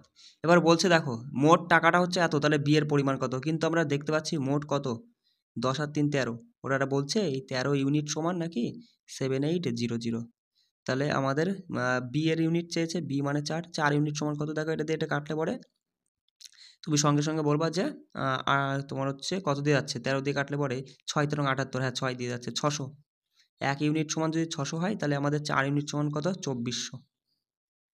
21 নম্বরের প্রশ্ন দেখো, খুব ভালো একটা টাইপের প্রশ্ন, এই টাইপের প্রশ্ন কিন্তু বস পরীক্ষায় হয়, ঠিক আছে, একটু মনোযোগ দিয়ে বুঝবে। বলছে কিছু পরিমাণ টাকা পি কিউ আর আর এর মধ্যে তোমার এই অনুপাতে বন্টন করা হয়েছে, বা যদি আর তার ভাগের থেকে কিউকে 200 টাকা দেয় তাহলে নাকি তাদের অনুপাতটা এটা হয়ে যায়। তাহলে মোট পরিমাণ কত, এখানে একটা জিনিস মাথায় রাখবে, 6 অনুপাত 9 নয়, এটা একটু টাইপিং মিস্টেক হয়ে গেছে, 19 হবে, ঠিক আছে, একটু দেখে নাও, 6 অনুপাত 19 অনুপাত 7 হবে, কেমন। এবার দেখো তাহলে পি কিউ আর অনুপাত 6 19 7। এবার দেখো এবার যখনই আর কি করলো 200 টাকা পিকে দিয়ে দিল, মানে আর এর কাছ থেকে বেরিয়ে গেল আর কিউ এর কাছে জমা হলো, তখন নাকি তাদের অনুপাত 3 অনুপাত 10 অনুপাত 3 হয়ে যাচ্ছে। এখানে পি সমান লাগছে না, পি কোনো কথা মানে এখানে বলিনি, লাগছে না। তুমি এখানে সঙ্গে সঙ্গে কী করবা, যে আমাদের যে কনসেপ্ট আমরা দেখিয়েছিলাম, দেখো এখানে কি করবা, ওপর নিচে গুণ করো, দেখো 3 19 কত, 3 19 57, আর 7 70, 70 থেকে 57 গেলে 13, 13 সমান কী হবে, দেখো এখানে আমি বলেছিলাম, দেখো সেই বিষয়টা আমি কনসেপ্ট যখন ক্লিয়ার করাবো সেই সময় কিন্তু আমি একটু আস্তে আস্তে ধীরে ধীরে ভালো করে বুঝিয়ে বলবো, কিন্তু প্র্যাকটিস করার সময় কিন্তু অতটা সময় থাকে না, ঠিক আছে, সেই জন্য একটু তাড়াতাড়ি করে আমি বলে বেরিয়ে যাই। দেখো এখানে প্লাস মাইনাস রয়েছে, যখনই আলাদা চিহ্ন থাকবে তখন কি হবে, তখন কিন্তু যোগ হবে। তাহলে এখানে দেখো 3 দুগুণি 6 600, আর 10 দুগুণি 20 মানে 2000, তাহলে এই দুটো কিন্তু যোগ হবে, তাহলে 2000 আর 600 2600, ঠিক আছে। তাহলে তুমি এখানে বলবা যে 13 ইউনিট সমান যদি 2600 হয়, 1 ইউনিট সমান 200, 1 ইউনিট সমান যদি 200 হয়, আমাদের চেয়েছে মোট কত তুমি বলো। দেখো এটা যোগ করো, এখানে যোগ করলে বলবা যে হচ্ছে এখানে কত 26 26 আর তোমার হচ্ছে 6 যোগ করলে 32, তাহলে 1 ইউনিট সমান যদি 200 হয়, 32 ইউনিট, 32 ইন্টু 200, সঙ্গে সঙ্গে বলবা 6400 মানে 6400 আমাদের সঠিক উত্তর। বুঝতে পারলে, খুব ভালো একটা টাইপের অঙ্ক। দেখো 27 নম্বরের প্রশ্ন, দেখো খুব ভালো একটা প্রশ্ন, এই টাইপের প্রশ্ন কিন্তু পরীক্ষায় আসে। দেখো বলছে যে যদি প্রত্যেকটি সংখ্যা এত, এর সাথে যদি এক্স যোগ করা হয় তাহলে 4টি সংখ্যাই সমানুপাতিক হয়ে যায়, তাহলে এক্স এর মান কত, কিচ্ছু না, প্রথম বাই দ্বিতীয়, আর এদিকে তৃতীয় বাই চতুর্থ করবা, করে এদের বজ্র গুণন করে পার্থক্য বার করবা। দেখো 4 8 32, আর 3 10 30, 32 আর 30 পার্থক্য 2, এক্স সমান 2 বেরিয়ে যাবে। বুঝতে পারলে কি করলাম, সঠিক উত্তর 2। 28 অঙ্কটা খুব ভালো একটা প্রশ্ন, বলছে 3টি সংখ্যার মধ্যে প্রথম আর দ্বিতীয়টার অনুপাত দিয়েছে ওরা 8 অনুপাত 9, আর দ্বিতীয় আর তৃতীয়টার অনুপাত দিয়েছে 3 অনুপাত 4 হলে বলছে প্রথম আর তৃতীয়র গুণফল দিয়েছে এত, তাহলে দ্বিতীয় সংখ্যাটি কত। এটা কিন্তু খুব ভালো একটা টাইপের প্রশ্ন, সঙ্গে সঙ্গে প্রথম দ্বিতীয় আর তৃতীয় বার করে নাও। দেখো প্রথমটা বার করতে গেলে প্রথমগুলো গুণ তুমি সঙ্গে সঙ্গে বলবো হবে 24, আর লাস্টেরটা বার করতে গেলে লাস্টেরগুলো গুণ 4 নং 36, আর এদিকে দ্বিতীয়টা দেখো, দ্বিতীয় এখানে 9 আর এখানে 3 নং 27। দেখো এদেরকে কাটা যাচ্ছে, 3 দিয়ে কাটলে হচ্ছে কত হচ্ছে তুমি বলো 8, এদিকে 9 আর এদিকে 12, তাহলে আমরা ধরলাম প্রথম সংখ্যাটা হচ্ছে 8 তো নয়, এটা 8x, আর দ্বিতীয়টা 9x, আর তৃতীয়টা হচ্ছে 12x। বলছে এই যে দেখো পরে বলছে যে প্রথমটা তৃতীয়টার গুণফল নাকি 2400, প্রথমটা 8x আর তৃতীয়টা 12x, এদের গুণফল তুমি যদি গুণ করো দেখো 8 বরং 96, 96x² সমান 2400, এখানে লিখছি, হ্যাঁ একটু বুঝে নাও, 96x² ইজিক্যাল টু 2400। তাহলে দেখো এখানে যদি কাটো দেখো 24 দিয়ে কাটলে দেখো 4 24 96, তাই না? তার মানে 4 পজিশন 125 থাকছে। তাহলে x² সমান যদি 25 থাকে, x সমান হয় 5, আর x সমান যদি 5 হয়, আমাদের চেয়েছে কোনটা? দ্বিতীয় সংখ্যা 9x। দেখো 5 দিয়ে গুণ করো, 5 নং 45 হয়ে যাচ্ছে। যারা 45 করেছো খুব ভালো একটা প্রশ্ন, ঠিক আছে। তাহলে এর মাধ্যমে আমরা ম্যাথের ক্লাসটা করে নিলাম, এবার জিআই করব, তারপরে হচ্ছে জিকে 5টা গুরুত্বপূর্ণ প্রশ্ন রয়েছে, আলোচনা করবো চটপট, কেমন? চলো। তো বন্ধুরা এবার জিআই থেকে আমরা কোডিং ডিকোডিং অর্থাৎ সাংকেতিকরণ আর অসাংকেতিকরণ এই যে টপিকটা, এই টপিক থেকে দেখো আজকে পার্ট 1, এর উপরে 3টে পার্ট হবে, বুঝতে পারলে? এই টপিকটা বেশ ভালো বড়, এখান থেকে প্রত্যেকটা এক্সামে 2টো 3টে করে প্রশ্ন আসে, সেই জন্য এই পার্টটাকে আমি একটু ভেঙে বিস্তারিত আলোচনা করার জন্য 3টে পার্টে রেখেছি। তা প্রথম পার্টে আজকে আমরা 21টা প্রশ্ন পিভিআরসির প্রশ্ন দেখব 2018 থেকে 23-এ পুলিশের এক্সামগুলোতে যে প্রশ্নপত্রগুলো আমি পেয়েছি, সেই 21টা প্রশ্ন আজকে আমরা আলোচনা করে নেব। দেখো প্রথম প্রশ্ন, এই প্রশ্নটা ডব্লিউবিপি কনস্টেবল প্রিলিমস 18-র প্রশ্ন। বলছে যদি জেড সমান 26 হয় আর নেট সমান যদি 39 হয়, তাহলে নাট সমান কী হবে? সঙ্গে সঙ্গে তুমি দেখেই বুঝতে পারছো যে জেড সমান 26 মানে দাদা জেডের আসলেই জেডের মানই তো 26, তার মানে যার মান আছে তার মান ঠিক সেইটাই আছে, এখানে মানে কম বেশি কিছু হয়নি।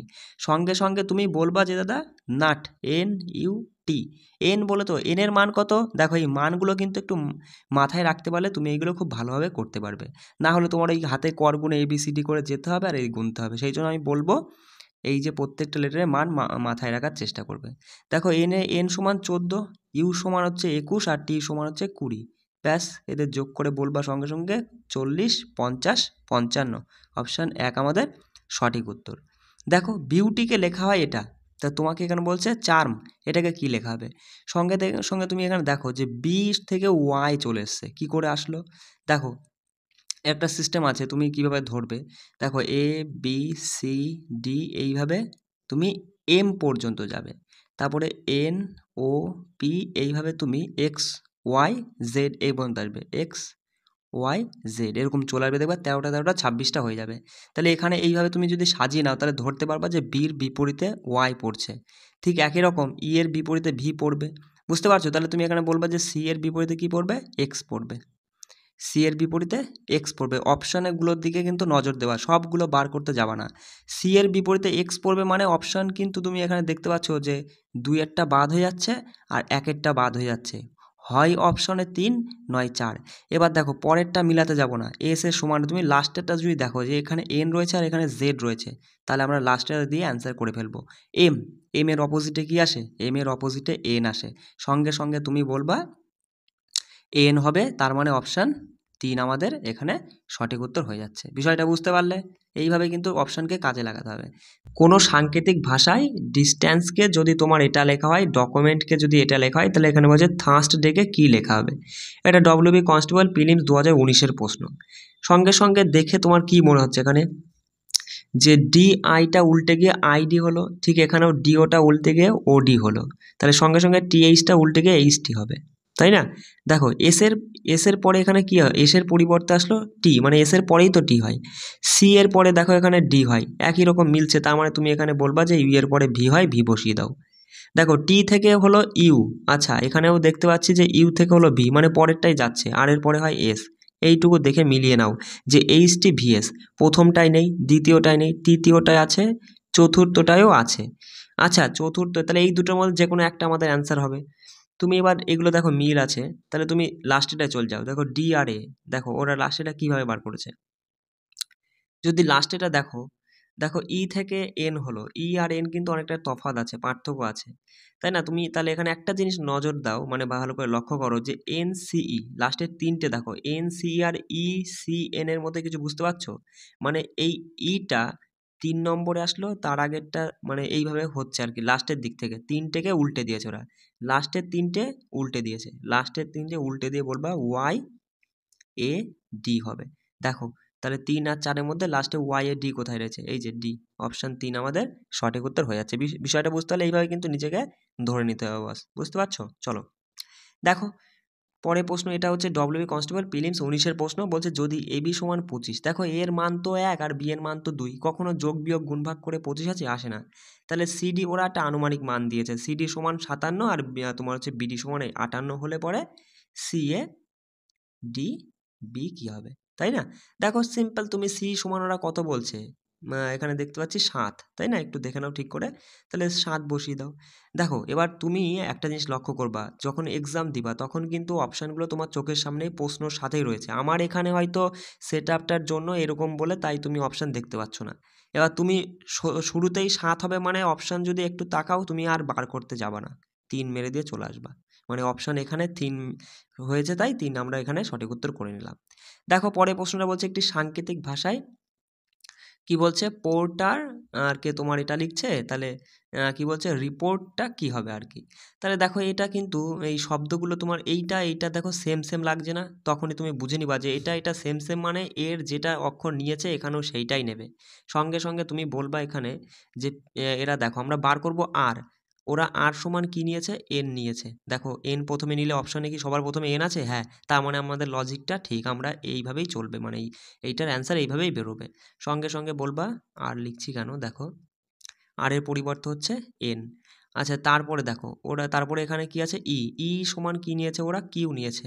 চলো পি সমান ওরা নিয়েছে এম, তাই না?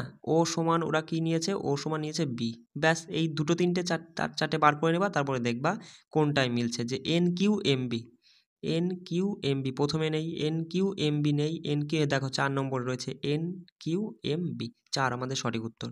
কোনো নিয়ম অনুযায়ী গ্রোথকে তোমার এটা লেখা হচ্ছে আর 4কে এটা লেখা হচ্ছে, তাহলে বলছে বুক ওয়ার্মটা কী লেখা হবে সেটা জানতে হয়েছে।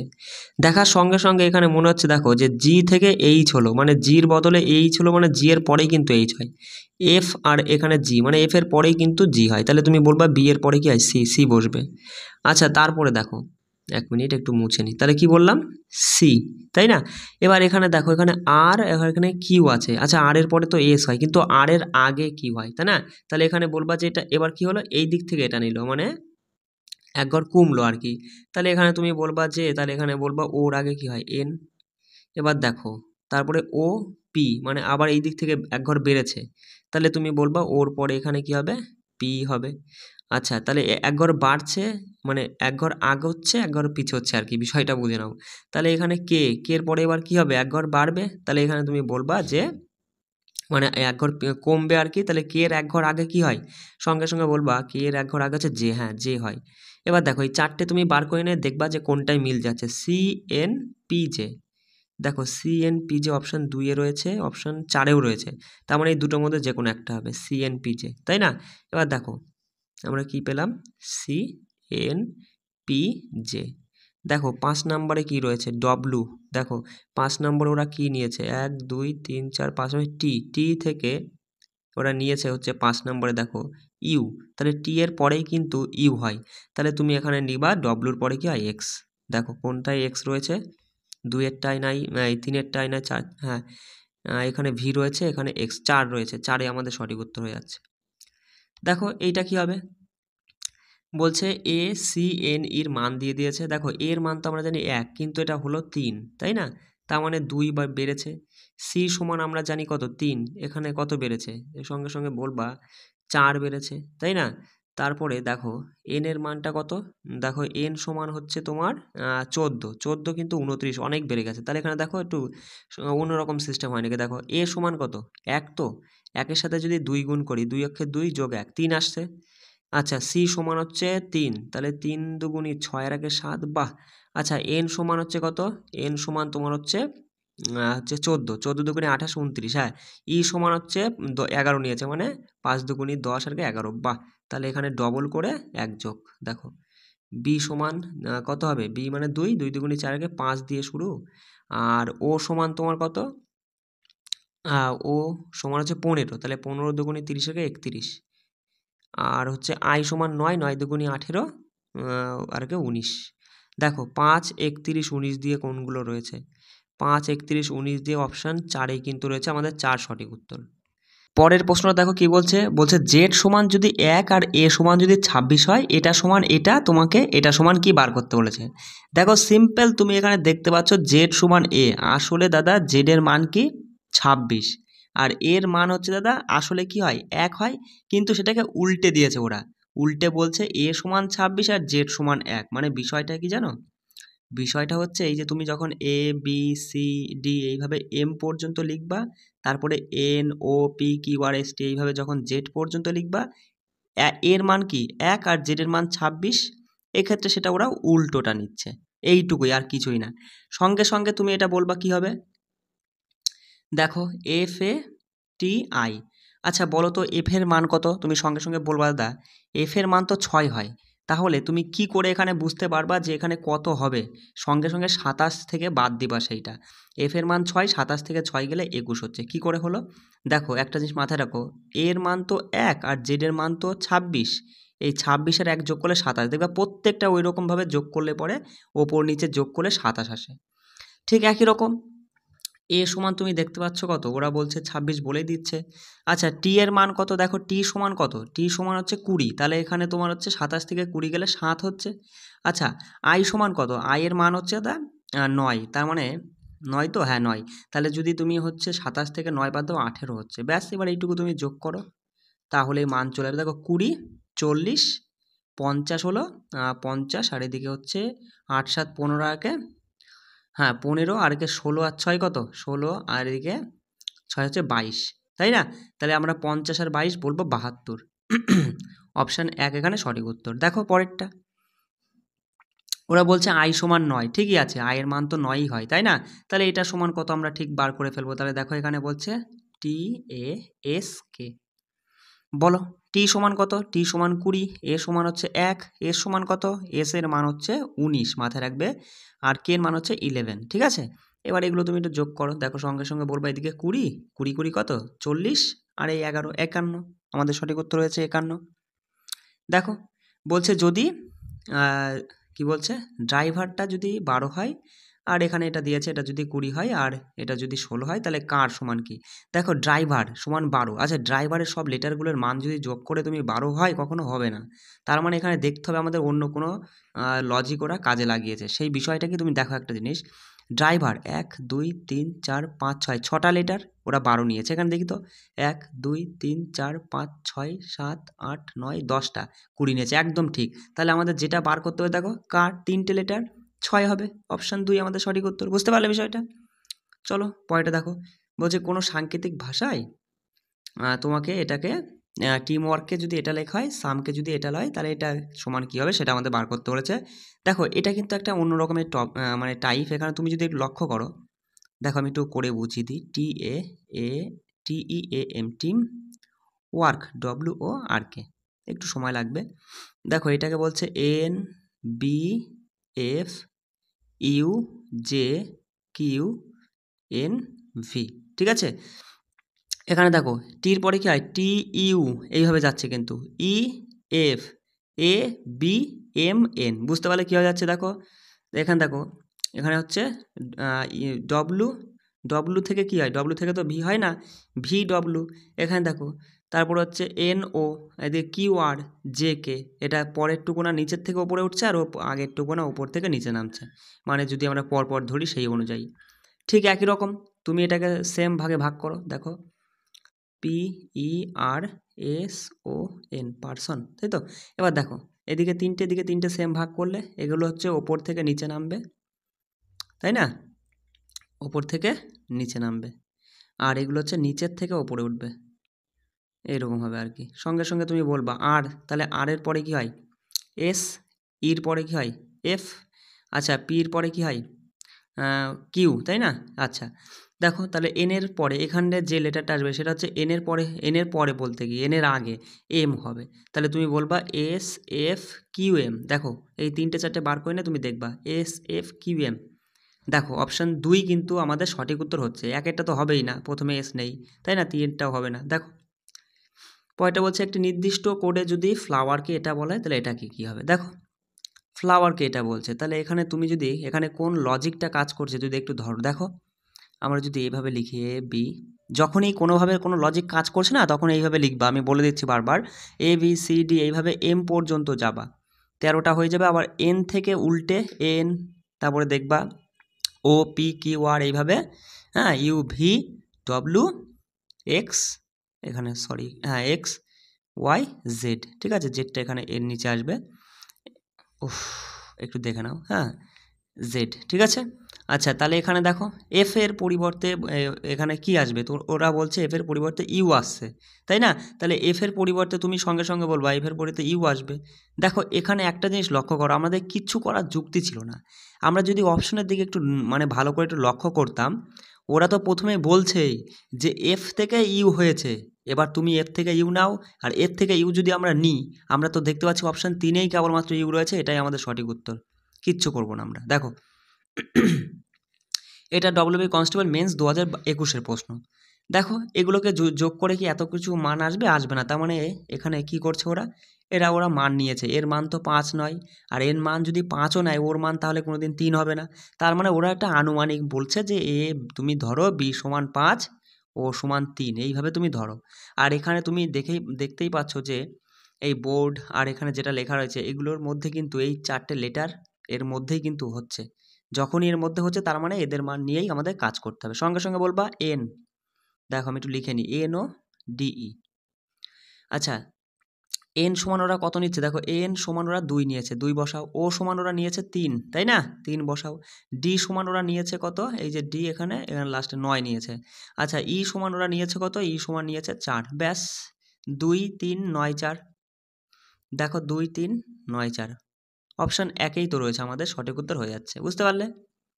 দেখো পরেরটা, পন্ডকে যদি সাংকেতিক ভাষায় এটা লেখা হয় তাহলে লেখকে কী হবে, দেখো পন্ড 4টে লেটার, এখানে অনেকগুলো চলে এসছে, কটা এসছে, 1 2 3 4 5 6 7 8টা চলে এসছে, তাই না? 8টা তো না, কটা, 3টে 4টে 5টা 6টা 7, হ্যাঁ 8টাই আসছে। তাহলে এখানেও 8টা লেটার হবে, কিন্তু কি হবে দেখো, আচ্ছা এখানে দেখো ও কিউ, আচ্ছা ও আর কিউ, তাহলে M N O P Q, O P Q মানে ও আর কিউ এর মাঝখানে পি পড়ছে বস, বিষয়টা ধরতে পারলে? তার মানে দুটো লেটার রয়েছে এখানে, যেটা আসবে তার মাঝখানে এটাকে রাখতে হবে, তাই না? দেখো এন ও পি হয়, তাই না? তার মানে দেখো ওটা কিন্তু মাঝখানে ঢুকছে, এন আর পি এর মাঝখানে ও ঢুকছে, বুঝতে পারলে বিষয়টা কোথা কি মানে কি হচ্ছে, লজিকটা কি? তাহলে সঙ্গে সঙ্গে তুমি বলবা এল, তাহলে কোন দুটো লেটারের মাঝখানে এল হয়? তুমি বলবা কে এল এম, তাই না? তার মানে কে আর এম হবে, বুঝতে পারলে? এটা কিন্তু আমি মুছে লিখি যে কে আর এম হবে, এর মাঝখানে এল আসে, এ এ আসে তোমার হচ্ছে জেড, আর তারপরে হচ্ছে আর বি, তাই না? জেড আর বি মাঝখানে এ আসে। তাহলে এই 4টে দিয়ে তুমি আগে দেখো যে কোথাও মিলছে কিনা, কে এম জেড বি, দেখো প্রথমটা হবে না, দ্বিতীয়টা কে এম জেড বি আছে, আচ্ছা আরগুলো আছে নাকি দেখি, কে এম জেড বি এটাও তো রয়েছে, ও এটা হবে না, এটা জেড বি নয় বি জেড রয়েছে, এখানে কে এম জেড বি, তাই না? তাহলে এই দুটোর মধ্যে যে কোনো একটা হবে। এবার দেখো এখানে পরে জে আর এল আছে, পরেরটা গেলে আমরা বুঝতে পারবো, পরেরটা দেখো, তাহলে আমরা কি পেলাম, কে এম জেড বি। আচ্ছা দেখো এখানে কে রয়েছে, তাই না? এবার কের কাজটা করব, যে কের আগে আর পরে কি আসে, তুমি সঙ্গে সঙ্গে বলবা জে কে এল, মানে জে আর এল আসবে, তাই না? তাহলে দেখো বির পরে জে এল কোনটায় রয়েছে, কোথায় জানো? হ্যাঁ দেখো আমরা কি পেয়েছিলাম, যে কে, এটা তো হবেই না, কে পেয়েছিলাম, তারপরে কি জানো ভুলে গেলাম, দাঁড়াও, কে এম জেড বি, হ্যাঁ কে এম, এটা হবে না, জেড বি জে, এটা হবে, এটা সঠিক উত্তর, ঠিক আছে? এটা তো মানে অ্যাকচুয়ালি বাদই চলে গিয়েছিল প্রথমেই, তাই না? এটা তো এম ছিল শুরুতে, যাই হোক দেখে নাও। বলছে পরের প্রশ্ন দেখো, বলছে কোনো নিয়মে যদি এটাকে এটা হয়, এটাকে এটা হয়, তাহলে এটা সমান কত? আচ্ছা এই যে লেটারটা, মানে এই লেটারগুলোকে তোমার হচ্ছে ক্লিয়ার, এটাকে যদি তুমি প্রত্যেকটা সংখ্যাগুলোর মান যদি যোগ করো, 12 কখনো আসবে না। ফাদারটার মানগুলো যদি যোগ করো, 13 কখনো আসবে না। তার মানে অন্য কোনো লজিক এখানে খাটাচ্ছে ওরা। দেখো এটা অক্ষর, তখন দেখো 1 2 3 4 5টা, 5 সমান 12, এখানে 1 2 3 4 5 6টা না, 6টা, হ্যাঁ 6টা সমান 13 দিল, বিষয়টা বোঝা যাচ্ছে না? সঙ্গে সঙ্গে কী করবা দেখো, এখানে আছে 5টা লেটার, কটা লেটার, 5-এর সঙ্গে কত যোগ করলে 12 আসে, 7 যোগ করলে। এখানে আছে 6টা লেটার, 6-এর সঙ্গে 7 যোগ করলে কিন্তু 13 চলে আসছে, আসছে না? এটা 12 ছিল, এটা 13, তুমি 7 যোগ করে দাও, ব্যাস আর কিছু করতে হবে না। হোয়াইট কটা লেটার, 1 2 3 4 5 5 7 7 12 12 হবে উত্তর। বুঝতে পারলে? এটা কেপি কনস্টেবল মেন্স 2023 এর প্রশ্ন। দেখো, হ্যাঁ, এখানে বলছে কোন নিয়ম অনুযায়ী তোমার এই পিলারটা সংকেত এটা আর এলিফ যদি এটা হয় তাহলে তোমাকে এখানে এটা মান জানতে হয়েছে। সঙ্গে সঙ্গে তুমি দেখবা যে সব লেটারগুলো না, এই যে যেটা জানতে হয়েছে এই লেটারগুলো না এই দুটোর মধ্যে কিন্তু লুকিয়ে আছে। প্রত্যেকটা মানে এই প্রত্যেকটা লেটার এই দুটোর মধ্যে রয়েছে। সঙ্গে সঙ্গে তুমি তাই করবা। দেখো কী করবা, এর মান নিয়ে নেবা। এখানে বলবা REPEAL, একটু কষ্ট করে বুঝবে। হ্যাঁ বস, তুমি তো বুঝতেই পারছো। মানে আমি যথেষ্ট চেষ্টা করব যে তোমাদেরকে খুব ভালোভাবে বুঝিয়ে দেওয়ার, কিন্তু মানে ইচ্ছা থাকলেও আমার উপায় নেই এখন বর্তমানে, কারণ এই ছাড়া আমার আর কিছু নেই। একটা কি বলবো, স্মার্টফোন ছাড়া যে তোমাদেরকে ভালো সেট আপের মাধ্যমে বুঝিয়ে দেবো সেইটা এখনও মানে কি বলবো। যাই হোক, পরবর্তীকালে যেন তোমরা পাশে থেকো, যেন কি বলবো তোমাদের জন্য ভালোভাবে আমি ক্লাস করাতে পারি, ঠিক আছে? দেখো, তাহলে সঙ্গে সঙ্গে বলবো আর সমান ওরা কী নিয়েছে, 8 নিয়েছে, বসাও।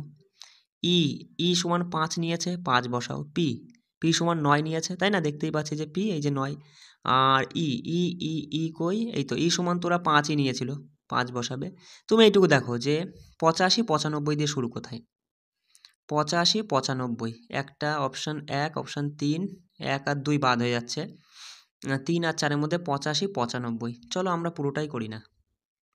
85 95 পেয়েছিলাম, 4টে গিয়েছিল। এবার এর মান ওরা কই নিয়েছে, 2 0। তারপরে হচ্ছে দেখলাম এল সমান ওরা নিয়েছে কত, 2 নিয়েছে। তার মানে 85 95 02, 85 95 02 অপশান 4-এ রয়েছে। দেখো আমাদের সঠিক উত্তর। দেখো ম্যাচকে যদি এটা বলে তাহলে এখানে বলছে স্কোরটা কি হবে। আচ্ছা, দেখো এম আর ওর মধ্যে মিল কিন্তু কাছাকাছি সম্পর্ক। MNO এক ঘর পরে, ABC এক ঘর পরে, তারপরে দেখো TUV এক ঘর পরে, CDE সব এক ঘর পরে। তার মানে তুমি এখানে এক ঘর পরে নেবা, STU CDE। আচ্ছা, OPQ হবে, তাই না? আর ST হবে, তোমার হচ্ছে FG হবে। ব্যাস, দেখো UEQTG UEQTG, হ্যাঁ অপশান 2-এই কিন্তু রয়েছে। দেখো মানে UEQTG। চলো, বলছে এটি নির্দিষ্ট সাংকেতিক ভাষায় হচ্ছে A K C R B K D R C K E লেখা হয়, এইভাবে Z পর্যন্ত লেখা হলে এটার মান কি? দেখো A কে C বলছে আর B কে D বলছে, মানে একটা ঘর বাদ দিয়ে পরেরটাকে বলছে। A তো প্রথমে রয়েছে, তারপরে ঘর বাদ দিয়ে পরেরটার মান নিচ্ছে, A মানে C। বিও তাই, এক ঘর বাদ দিয়ে পরেরটার মান নিচ্ছে, তাহলে C কী হবে, DE মান হবে, C সমান E হবে।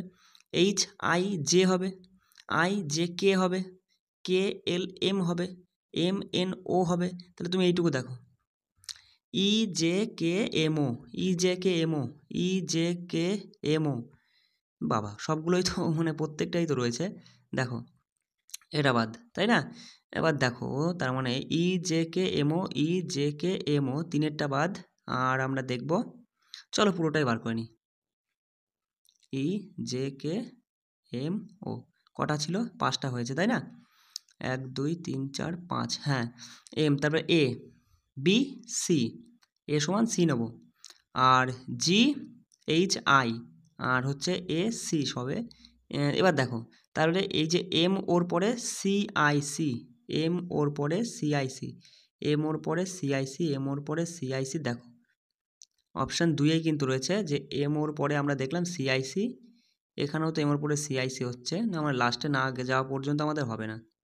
ডব্লুটা নিয়ে একবারে কাজ করবো আমরা, চলো আর যখন দেখবো না, এবার ডাইরেক্ট ডব্লু দেবো, লাস্টের আগেরটা UVW হবে। চলো ডব্লু কোথায় রয়েছে লাস্টের, দেখো এই দেখো অপশান 2-এরটাই ডব্লু রয়েছে, ঠিক আছে? এটাই নেই, তাহলে আমাদের অপশান 2 সঠিক উত্তর। বুঝতে পারলে বিষয়টা, তুমি কনসেপ্টটা ধরতে পারে নাকি সেটা দেখো, বুঝতে পারলে? দেখো পরের প্রশ্নটা দেখো, বলছে যদি এটা লেখা হয়, এটা সমান এটা হয়, তাহলে এটা সমান কত? সিম্পল, দেখো এখানে বলছে M সমান 9। আচ্ছা, এখানে দেখো এই যে লেটারগুলো IGHCD, এটা কি এই সব লেটার মধ্যে কি প্রত্যেকটা লেটার এই 2 শব্দর মধ্যে কি আছে? দেখো নেই, কিন্তু তোমার হচ্ছে D নেই, J নেই, H নেই, তাই না? তাহলে এটা অন্যরকম, মানে এই নাম্বার নেবে না, অন্য কিছু নেবে। দেখো এগুলো ধরে নিতে হবে, মানে নিজেকে কনসেপ্টে বুঝে নিতে হবে। তাই দেখো M সমান 9 নিয়েছে ওরা, E সমান 1 নিয়েছে। আচ্ছা, এর মান তো 5, 1 নিল মানে -4 করেছে, তাহলেই তো 1 আসে। আচ্ছা এম এর মান কত? এম সমান তো 13, 9 হচ্ছে, 13 থেকে 4 গেলে 9 হয়। বাহ! তার মানে ওরা 4 কম কম নিচ্ছে। বুঝতে পারলে বিষয়টা? এখানেও দেখো 3টে এল 8ই নিল, তাই না? ওরা 4 কম নিচ্ছে। এল এর মান কত? তুমি বলবা 12, 12 থেকে 4 গেলে 8 হয়। তাহলে এখানে দেখো আই সমান কত? আই সমান হচ্ছে 9, 9 থেকে 4 গেলে 5 হয়। 5 দিয়ে শুরু, দেখো অপশন 1 এ 6 দেখলাম, তার মানে 5 দিয়ে শুরু একটাই আছে। বুঝতে পারলে বিষয়টা? অপশনগুলোর দিকে নজর রাখবে। এখানে দেখো বলছি কি, যদি এটাকে এটা বলা হয়, এটাকে এটা বলা হয়, তাহলে বোম্বাইকে কি বলা হবে? দেখো সিম্পল, দেখো এ সমান তো আমরা জানি 1, দেখো সি রেখে দিয়েছে, আই এর মান এখানে, আই এর মান তো 3 নয়, তার মানে ওরা এই নিয়ম ফলো হবে না। দেখো কোন লজিকটা কাজে লাগে আমাদের সেটাকে খুঁজে বার করতে হবে।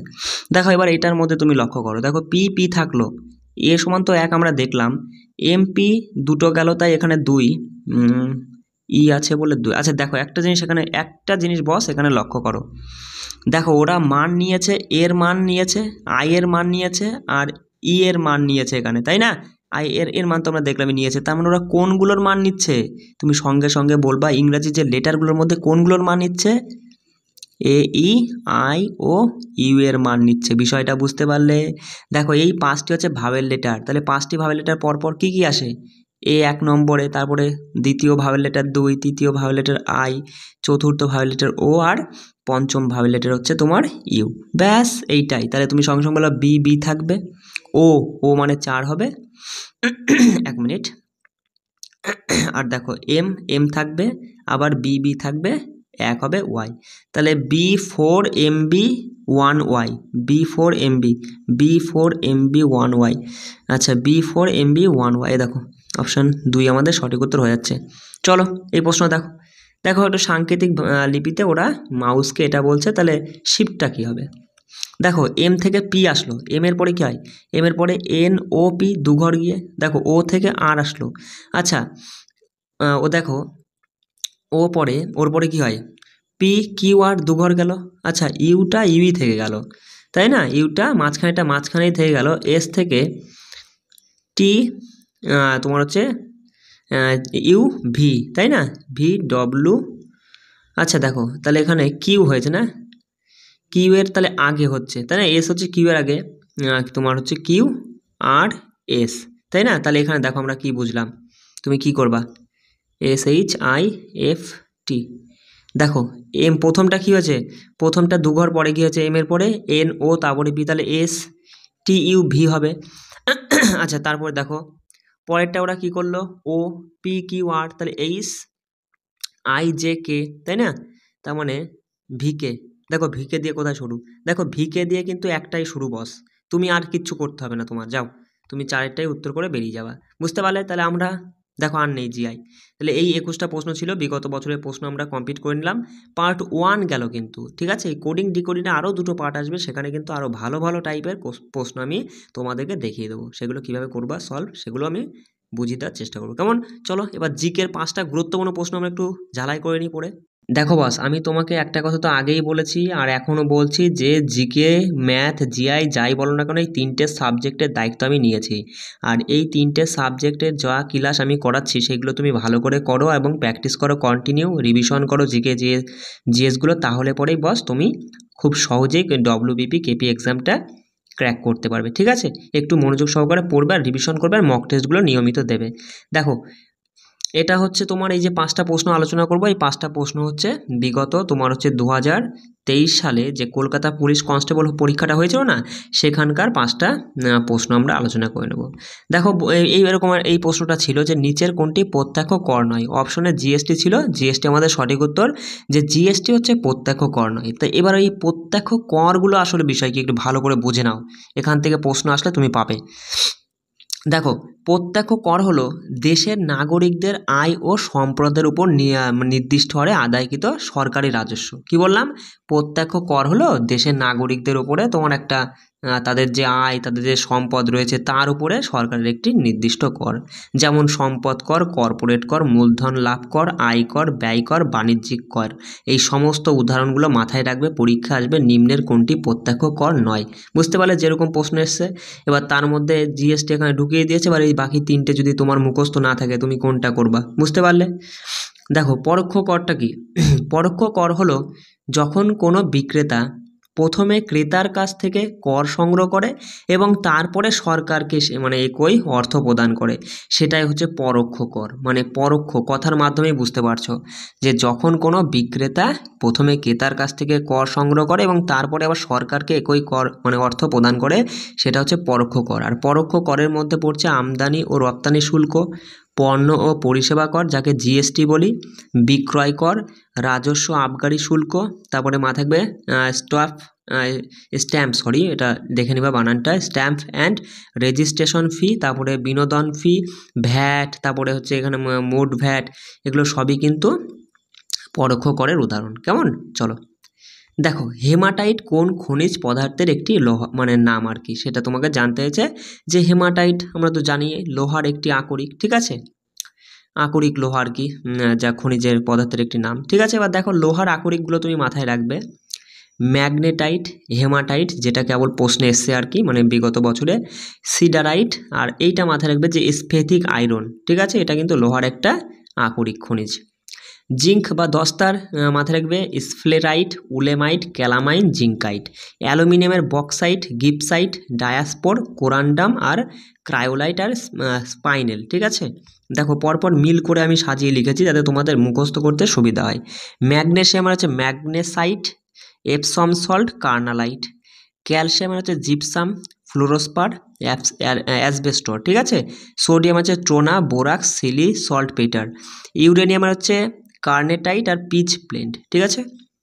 মার্কারির মাথায় রাখবে মার্কারির কি, মার্কারির আকরিক হচ্ছে সিন্নাবার, সীসার হচ্ছে গ্যালেনা, তামার হচ্ছে কিউপ্রাইট, তারপর হচ্ছে ম্যালাকাইট আর চালকোপাইরাইট, এটা হচ্ছে তামার আকরিক। কেমন? সিলভারের আকরিক হচ্ছে আর্জেন্টেনাইট, আর্জেন্টাইট, আর হচ্ছে প্রোস্টাইট আর পাইরোলুসাইট, ঠিক আছে। পাইরোলুসাইট হচ্ছে ম্যাঙ্গানিজের আকরিক, এটা মাথায় রাখবে। কেমন? চলো আচ্ছা, এই প্রশ্নটা এসেছিল, দেখো যে কর্পূরকে উত্তপ্ত করলে তরলে পরিণত না হয়ে সরাসরি বাষ্পে পরিণত হওয়াকে কি বলা হয়? মাথায় রাখবে ঊর্ধ্বপাতন, ঠিক আছে। তো এবার দেখো এটা হচ্ছে তোমার ওই ভৌত বিজ্ঞানে তোমার ওই পদার্থের অবস্থা বলে একটা টপিক আছে, সেখানকার প্রশ্ন। তাই সেই চ্যাপ্টারটার থেকে যে টাইপের মানে যে প্রশ্নগুলো পরীক্ষা আসে, মানে ধরতে গেলে চ্যাপ্টারটাই আমি ছোট্ট করে এখানে বুঝিয়ে দিচ্ছি, মাথায় রাখবে। দেখো আর একটা কথা, এই যে এখানে আমি যেভাবে বোঝাচ্ছি একটু ভালো করে নিজে কিন্তু পিডিএফগুলো নিয়ে ভালো করে পড়বে। দেখো মাথায় রাখবে যে বর্তমানে বৈজ্ঞানিকরা পদার্থের 5টি অবস্থার কথা বলেছেন। কয়টি অবস্থা? 5টি। কি কি? কঠিন, তরল, গ্যাসীয়, প্লাজমা আর বোস আইনস্টাইন অবস্থা। দেখো পদার্থের যে কোনো একটি অবস্থা থেকে অন্য অবস্থায় পরিবর্তনকেই পদার্থের অবস্থার পরিবর্তন বলে। বুঝতেই পারছো, কঠিন থেকে সে তরলে যাক বা তরল থেকে গ্যাসীয়তে যাক, যেখানেই যাক না কেন তার অবস্থার তো পরিবর্তন ঘটছে, আর সেটাই হচ্ছে পদার্থের অবস্থার মানে পদার্থের অবস্থার পরিবর্তন বলা হচ্ছে আর কি।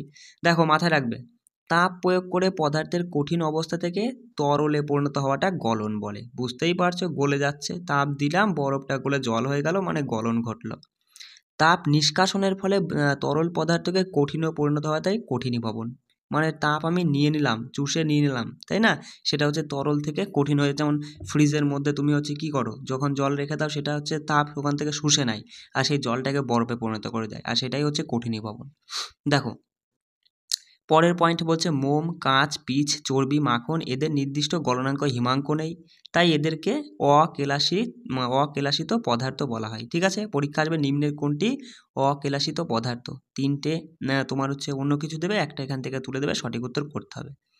মাথায় রাখবে চাপের প্রভাবে বরফ গলে যাওয়ার পর ওই চাপ ছেড়ে দেওয়ার ফলে জল পুনরায় বরফে পরিণত হওয়াকে পুনর্শীলীভবন বলা হয়। খুব ভালো প্রশ্ন, পরীক্ষা এমন আসবে যে চাপের প্রভাবে বরফ গলে যাওয়ার পর ওই চাপ ছেড়ে দেওয়ার ফলে জল পুনরায় মানে বরফে পরিণত হয়, এটি তোমার হচ্ছে কোন কারণে মানে কোনটির কারণে ঘটে, এরকম দিয়ে প্রশ্নটা দিয়ে দিতে পারে। মাথায় রাখবে পুনর্শীলী ভবনের জন্য, না একেই পুনর্শীলী ভবন বলে। দেখো মাথায় রাখবে যেসব মিশ্রণ দিয়ে খুব কম তাপমাত্রায় সৃষ্টি করা যায় তাকে হিমমিশ্র বলে, ঠিক আছে। মানে যেসব মিশ্রণ দুটো পদার্থ মিশিয়ে তাপমাত্রাটা খুব কমিয়ে ফেললাম, ঠিক সেটাই হচ্ছে হিমমিশ্র তৈরি করা। যেমন দেখো যে 3:1 মানে 3:1 অনুপাতে যদি বরফ আর সাধারণ লবণ মিশাই, সেখানে কিন্তু -23°C তোমার তাপমাত্রা সৃষ্টি হবে। 5.6 এই অনুপাতে যদি আমরা হচ্ছে অ্যালুমিনিয়াম নাইট্রেট আর সোডিয়াম সালফেট মিশাই, তাহলে সেখানে -17 সেলসিয়াস তাপমাত্রা সৃষ্টি হবে। 3.2 অনুপাতে ক্যালসিয়াম ক্লোরাইডের বরফ মেশালে -52 ডিগ্রি সেলসিয়াসের সৃষ্টি হবে। তারপর দেখো 4:1 অনুপাতে যদি শুষ্ক বরফ আর ইথার মিশাই তাহলে সেখানে কিন্তু -77 ডিগ্রি সেলসিয়াস সৃষ্টি হবে। দেখো মাথায় রাখবে, যেসব খাবার সহজে পচে যায় সেগুলি চালান দেওয়ার সময় কিন্তু এই হিমিশ্র দিয়ে ঢেকে দেওয়া হয়। তাহলে হিমিশ্র দিয়ে কী কাজে লাগানো হয়? ওই যে মাছ বা যে কোনো খাবার যেগুলো পচে যাওয়ার সম্ভাবনা থাকে সেগুলো চালান দেওয়ার সময় এই হিমিশ্র ব্যবহার করা হয়।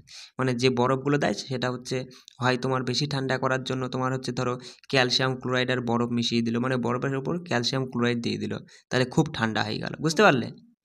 চলো, তার সাথে মাথায় রাখবে, দেখো পরের প্রশ্ন বলছে পদার্থের গলনাঙ্ক চাপের উপর নির্ভর করে। ভালো তথ্য। দেখো দ্রাব্য ও দ্রাবকের সংমিশ্রণে গঠিত দ্রবণ যে উষ্ণতায় কঠিনে পরিণত হয়ে যায় সেই দ্রবণের মানে ইউটেকটিক উষ্ণতা বলে। সেই দ্রবণকে আর কি ইউটেকটিক উষ্ণতা বলে। খুব ভালো একটা প্রশ্ন, মাথায় রাখবে। দেখো এই প্রশ্নটা এসেছিল যে নিম্নোক্ত কোন কোষীয় অঙ্গাণুটি প্রোটিন সংশ্লেষে সহায়তা করে? রাইবোজোম সঠিক উত্তর। এবার দেখো এই যে কোষীয় অঙ্গাণু, এই মানে যে পয়েন্টটা, মানে এটা তো একটা তোমার কোষ বিভাজনের একটা পার্ট, এই পার্টটা আমি এখানে সম্পূর্ণ তুলে দিয়েছি। ঠিক আছে, একটু বেসিক মতো, মানে কি বলবো, এগুলো সব যা নেওয়া না একদম পাঠ্য বই থেকে বেছে নিয়ে নিজে তৈরি করা। সেই জন্য বলবো একটু মনোযোগ সহকারে শুনলে পরেই মাথায় থেকে যাবে। দেখো কোষ অঙ্গাণু, মাথায় রাখবে যে আদর্শ কোষ অর্থাৎ ইউক্যারিওটিক কোষ। এই ইউক্যারিওটিক কোষের সাইটোপ্লাজমে বিভিন্ন রকমের এই কোষ অঙ্গাণু থাকে, যেমন সেন্ট্রোজোম। সেন্ট্রোজোম হচ্ছে কোষের নিউক্লিয়াসের কাছে অবস্থিত তারকাকার অঙ্গাণু। দুটি অংশ রয়েছে এর মধ্যে, সেন্ট্রিওল আর সেন্ট্রোস্পিয়ার। তা সেন্ট্রোজোম প্রাণী কোষের বিভাজনের সময় বেমতন্তু গঠনে সহায়তা করে। মাথায় রাখবে, খুব ভালো পয়েন্ট দেখো বলে স্টার দিয়ে দিয়েছি, যে সেন্ট্রোজোম প্রাণী কোষ বিভাজনের সময় বেমতন্তু গঠনে সহায়তা করে। পরীক্ষায় তোমার এসেছে কি 23-এ তোমার হচ্ছে কলকাতা পুলিশে এসেছে নিম্নোক্ত কোন কোষীয় অঙ্গাণুটি প্রোটিন সংশ্লেষে সহায়তা করে? রাইবোজোম। বলে দেবে যে নিম্নোক্ত কোন কোষীয় অঙ্গাণুটি প্রাণী কোষ বিভাজনের সময় বেমতন্তু গঠনে সহায়তা করে? তখন কিন্তু সেন্ট্রোজোম হবে। বুঝতে পারছো? সেই জন্য প্রশ্ন কিন্তু খুব ভালো প্রশ্ন। দেখো এন্ডোপ্লাজমিক রেটিকিউলাম, এটা সাইটোপ্লাজমের ধাত্রে অসংখ্য নালিকাগুলিকে মানে সাইটোপ্লাজমের ধাত্রে যে অসংখ্য নালিকাগুলি থাকে তাদেরকে এন্ডোপ্লাজমিক রেটিকিউলাম বলে। তা মাথায় রাখবে কোষের মধ্যে বিভিন্ন রাসায়নিক বিক্রিয়াগুলিকে আলাদা রাখাই হলো এর বিশেষ কাজ। তাহলে এই এন্ডোপ্লাজমিক রেটিকিউলামের কাজ কি? কোষের মধ্যে রাসায়নিক বিক্রিয়াগুলোকে, বিভিন্ন যে রাসায়নিক বিক্রিয়াগুলি হয় সেগুলোকে আলাদা রাখাই হচ্ছে এর কাজ। প্লাস্টিড খুব ভালো মাথায় রাখবে যে দ্বি-একক পর্দাযুক্ত উন্নত উদ্ভিদ কোষের সাইটোপ্লাজমে অবস্থিত গোলাকার, ডিম্বাকার, নলাকার প্রকৃতির হয়। প্লাস্টিড 3 রকমের, লিউকোপ্লাস্টিড, ক্রোমোপ্লাস্টিড আর একটা হচ্ছে ক্লোরোপ্লাস্ট। কোথায় রয়েছে দেখো তো, এই যে ক্লোরোপ্লাস্ট। ঠিক আছে, তা দেখো লিউকোপ্লাস্টিড এটা হচ্ছে বিভিন্ন প্রকার খাদ্য সঞ্চয়ে সাহায্য করে। ক্রোমোপ্লাস্টিড বিভিন্ন রকমের রঞ্জক ধারণ করে ফুল, ফল আর অন্যান্য তোমার অঙ্গের বর্ণ নিয়ন্ত্রণ করতে, পরাগযোগ, বীজ উৎপন্ন করতে সাহায্য করে। আর ক্লোরোপ্লাস্ট তো জানোই যে সালোক সংশ্লেষকে নিয়ন্ত্রণ করে থাকে ক্লোরোপ্লাস্ট। চলে আসি মাইটোকন্ড্রিয়া। মাথায় রাখবে যে সাইটোপ্লাজমে বিক্ষাপ্তাকারে ছড়িয়ে থাকা ছোট ছোট দানা মানে দণ্ডাকার গোলাকার অঙ্গাণুকে মাইটোকন্ড্রিয়া বলে। পরীক্ষায় প্রশ্ন আসবে নিম্নলিখিত কোন কোষীয় অঙ্গাণুটি সাইটোপ্লাজমে বিক্ষাপ্তাকারে ছড়িয়ে থাকে বা বিক্ষাপ্তাকারে ছড়িয়ে থাকা ছোট ছোট দণ্ডাকার গোলাকার অঙ্গাণু নিম্নের কোনটি? মাইটোকন্ড্রিয়া। ঠিক আছে, কেমনভাবে ঘুরিয়ে দেবে সেটা আমরা বলতে পারবো না, কিন্তু প্রশ্ন তুমি এর মধ্যে থেকেই পাবা যদি এই কোষীয় অঙ্গাণু থেকে প্রশ্ন পরীক্ষায় আসে আবার। বুঝতে পারলে? দেখো এই অঙ্গাণুর, মাথায় রাখবে যে মাইটোকন্ড্রিয়া না, এই অঙ্গাণুর মধ্যে কি হয়? কোষের শক্তি তৈরি হয়, আর সেই জন্যই এই মাইটোকন্ড্রিয়াকে কোষের শক্তিঘর বলা হয়। চলে আসি রাইবোজোম। দেখো রাইবোজোম তো আমরা দেখলামই যে সাইটোপ্লাজমের অসংখ্য পর্দাবিহীন কণিকা। রাইবোজোম হচ্ছে সাইটোপ্লাজমের অসংখ্য পর্দাবিহীন কণিকা। তা এই রাইবোজোম প্রোটিন সংশ্লেষে সহায়তা করে, আমরা তো দেখলামই। চলে আসি লাইসোজোম, আর একটা কোষীয় অঙ্গাণু। এরা হচ্ছে প্রাণী কোষে পর্দা বেষ্টিত ছোট্ট থলির মতো অঙ্গাণুগুলিকে লাইসোজোম বলে। কি বললাম? প্রাণী কোষে পর্দা বেষ্টিত ছোট্ট থলির মতো কোষীয় অঙ্গাণুকে লাইসোজোম বলে। এগুলি উৎসেচক ক্ষরণ করে কোষ অভ্যন্তরীণ পরিপাকে সহায়তা করে। কি বললাম? এই লাইসোজোমের কাজ কি? মাথায় রাখবে কিন্তু গুরুত্বপূর্ণ, যে উৎসেচক ক্ষরণ করে কোষ অভ্যন্তরীণ পরিপাকে সহায়তা করে লাইসোজোম। দেখো আর একটা রয়ে গেছে কোষীয় অঙ্গাণু বাকি রয়েছে, সেটা হচ্ছে গলগি বস্তু। মাথায় রাখবে এটা হচ্ছে নিউক্লিয়াসের কাছে চ্যাপ্টা থলির মতো যে অঙ্গাণুগুলি সমান্তরালে সাজানো থাকে, চ্যাপ্টা থলির মতো সমান্তরালে থাকে সেটা হচ্ছে গলগি বস্তু, ঠিক আছে। আর এখানে মাথায় রাখবে যে উদ্ভিদ কোষের গলগি বস্তুকে ডিকটিওজোম বলা হয়, ঠিক আছে। আর এর কাজ কি? এটা কি করে যে কোষের খরিত পদার্থ সংগ্রহ করে এবং পরিবহনে সহায়তা করে। কি বললাম? কোষের খরিত পদার্থ সংগ্রহ আর পরিবহন করতে সাহায্য করে গলগি বস্তু। দেখো চলো 5 নাম্বার প্রশ্নটা কি ছিল, যে পটাশিয়ামের রাসায়নিক সংকেত কি? এটা পরীক্ষায় এসেছিল কে, কে ফর পটাশিয়াম, মাথায় রাখবে। এবার যদি আবারও এই টাইপের প্রশ্ন পরীক্ষা আসে তাহলে তুমি যাতে পেয়ে যাও এখান থেকেই, সেই জন্য আমি যেগুলো গুরুত্বপূর্ণ সেগুলো তুলে দিয়েছি। দেখো হাইড্রোজেন, হাইড্রোজেনের সংকেত হচ্ছে এইচ, পারমাণবিক সংখ্যা 1, মাথায় রাখবে। হিলিয়ামের এইচই 2 হচ্ছে পারমাণবিক সংখ্যা, এগুলো সব পারমাণবিক সংখ্যা। লিথিয়ামের এলআই 3, বেরিলিয়ামের হচ্ছে বিই, পারমাণবিক সংখ্যা 4, কার্বনের তো জানোই যে সি, কিন্তু পারমাণবিক সংখ্যাটা গুরুত্বপূর্ণ, কার্বনের পারমাণবিক সংখ্যা 6, মাথায় রাখবে। নাইট্রোজেন এন আর 7, কিন্তু এটা 7, হ্যাঁ একটু দেখে নাও। নাইট্রোজেনের পারমাণবিক সংখ্যা 7, অক্সিজেনের 8, সোডিয়ামের সংকেত কি? এনএ, গুরুত্বপূর্ণ। পরীক্ষায় যদি আবার এই টপিক থেকে কোনো প্রশ্ন দেয় তাহলে এইটা দেবে যে সোডিয়ামের সংকেত কি, ঠিক আছে। যদি এই সংকেত টাইপের রাসায়নিক সংকেত টাইপের প্রশ্ন যদি তোলে, হয় সোডিয়াম নয় ফসফরাস, এই দুটোর মধ্যে যে কোনো একটা দেবে। দেখো আর একটা মোস্ট ইম্পর্টেন্ট প্রশ্ন আছে এখানে, সেটা আসছি সবার লাস্টে রয়েছে। দেখো আচ্ছা, সোডিয়ামের তো বললাম এনে 11 হচ্ছে পারমাণবিক সংখ্যা, ফসফরাসের পি 15 পারমাণবিক সংখ্যা, আর্গনের হচ্ছে মাথায় রাখবে এ আর, আর এটা হচ্ছে পারমাণবিক গুরুত্ব, আর্গনের পারমাণবিক গুরুত্ব ইম্পর্টেন্ট যে 39.9 আর কি, ঠিক আছে, পারমাণবিক গুরুত্ব। পটাশিয়ামের হচ্ছে কি দেখলাম 19 হলো পারমাণবিক সংখ্যা, আর 39.1 হলো পারমাণবিক গুরুত্ব। ম্যাঙ্গানিজের এমএন, ঠিক আছে, আয়রনের হচ্ছে এফই, গোল্ডের হচ্ছে এইউ, মাথায় রাখবে গোল্ডের এইউ। পারদ বা মার্কারিটটা পরীক্ষায় আসে, যেটাকে এইচজি বলে, এটা কিন্তু গুরুত্বপূর্ণ। এই তিনটে মাথায় রাখবে, সোডিয়াম, পারদ আর ফসফরাস, এই তিনটের মধ্যে পরীক্ষা কিন্তু আসতে পারে। দেখো ব্রোমিন, ব্রোমিন হচ্ছে বিআর, হ্যাঁ, লেড হচ্ছে পিবি, মানে সবগুলোই পড়বা, এগুলো একটু বেশি করে মাথায় রাখবা, কারণ যদি পরীক্ষায় দিয়ে দেয় যে তোমার হচ্ছে বললো যে লেডের তোমার হচ্ছে রাসায়নিক সংকেত কি, চলেই আসতে পারে, যদি আমরা ঠিক করে না পড়ি তাহলে আমাদের 1 নাম্বার মাইনাস হয়ে যাবে, জানতেই পারবো না। সেই জন্য বলছি যখন আমাদের লক্ষ্যটা, দেখো একটা জিনিস মাথায় রাখবে, নর্মালভাবে পড়লে না তুমি জিকেতে 25-এর মধ্যে 10, 15, 10, 12, এই যে 10, 12টা নাম্বার, এই 10, 12টা নাম্বার কেউ যদি তোমার হচ্ছে 3 বছর ধরে প্রিপারেশান নেয় সেও তুলতে পারবে, কেউ যদি 1 মাসের প্রিপারেশান নেয় সেও তুলতে পারবে। কিন্তু যে 12র পরে থেকে, এই যে 12র পরে থেকে যে 18 পর্যন্ত নাম্বার, 18 তারপরে 20 পর্যন্ত যে নাম্বার, এইগুলো পড়তে গেলে না তুমি 1 মাসে কখনোই পারবা না। সেই জন্য তুমি হচ্ছে, যদি আমি যেভাবে মানে করাচ্ছি, তোমার যেভাবে ধরে ধরে করাচ্ছি সেইভাবে জিকে পড়াই কিন্তু পড়া না, সেগুলোকে রিভিশন করাটা হচ্ছে ভেরি ভেরি ইম্পর্টেন্ট। শুধু মানে সারা জীবন শুধু জিকে পড়েই গেলাম তাহলে কোনো লাভ নেই, সেগুলোকে যদি রিভিশন না করো। আর আমি তো বলছিই তোমার যে আমি যেভাবে জিকে করাচ্ছি এইগুলো তুমি যদি নিয়মিত পড়ে রিভিশন করতে পারো, চাপ নিতে হবে না জিকে নিয়ে। চলো আর একটা লাস্ট পয়েন্ট ছিল, যেন দেখো কোপারনিসিয়াম, এর সংকেতটা মাথায় রাখবে CN, ঠিক আছে, কোপারনিসিয়াম সব থেকে ভারী মৌল এটা, ঠিক আছে। আচ্ছা, তো দেখো আমরা আমাদের আজকের টার্গেট কমপ্লিট হয়ে গেছে, মানে আজকে যে মানে সম্পূর্ণ ক্লাস আমরা করে নিয়েছি। এইভাবে প্রতিদিন আমি ক্লাস দেবো, কোনো চাপ নিব না।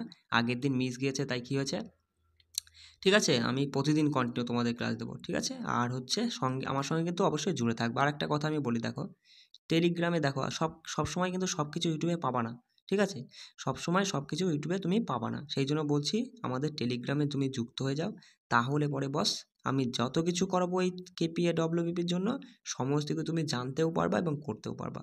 199 টাকার জন্য দেখো নিজেকে, কিন্তু আমি কি বলবো, পরে যেন নিজে তুমি মানে নিজেকে নিজে আফসোস করো না যে যাহ 120 টাকার, মানে 120 বলছি কেন, 199 টাকার ভয় পেয়ে আমি হচ্ছে আর মানে দাদার সঙ্গে আমি যুক্ত হলাম না। যদি সেদিন যুক্ত হতাম কত টাকা তো কত দিক উড়ে যায়, তাই না, নষ্ট হয়ে যায়। এবার আমি মূল্যটা দেখো, এমনিও কিন্তু আমি তোমাদের মাঝে কত দিন ধরে পিডিএফ দিচ্ছি, সেই এসএসসি জিডি থেকে শুরু করে। এবার আমার এখন তো প্রয়োজন বলেই তো, মানে তুমি বুঝতেই পারছো, তাই না, পয়সা মানে মূল্য এমনই একটা জিনিস, প্রয়োজন হয় না কার। আমার যদি মানে যাই হোক, আর কথা বেশি বাড়াচ্ছি না, না হলে পরে দেখো এই যে কত রকমের খরচ আছে, এইগুলো তোমার মানে নিজের তো আর কোনো এক্সট্রা ইনকাম নেই, সোর্স নেই, সেই জন্য তোমাদের কাছ থেকে এই মূল্যটা রেখেছি। যাই হোক আর বেশি কথা বলছি না, এখানে রাখছি। সবাই ভালো করে প্রিপারেশন নিও। জয় হিন্দ।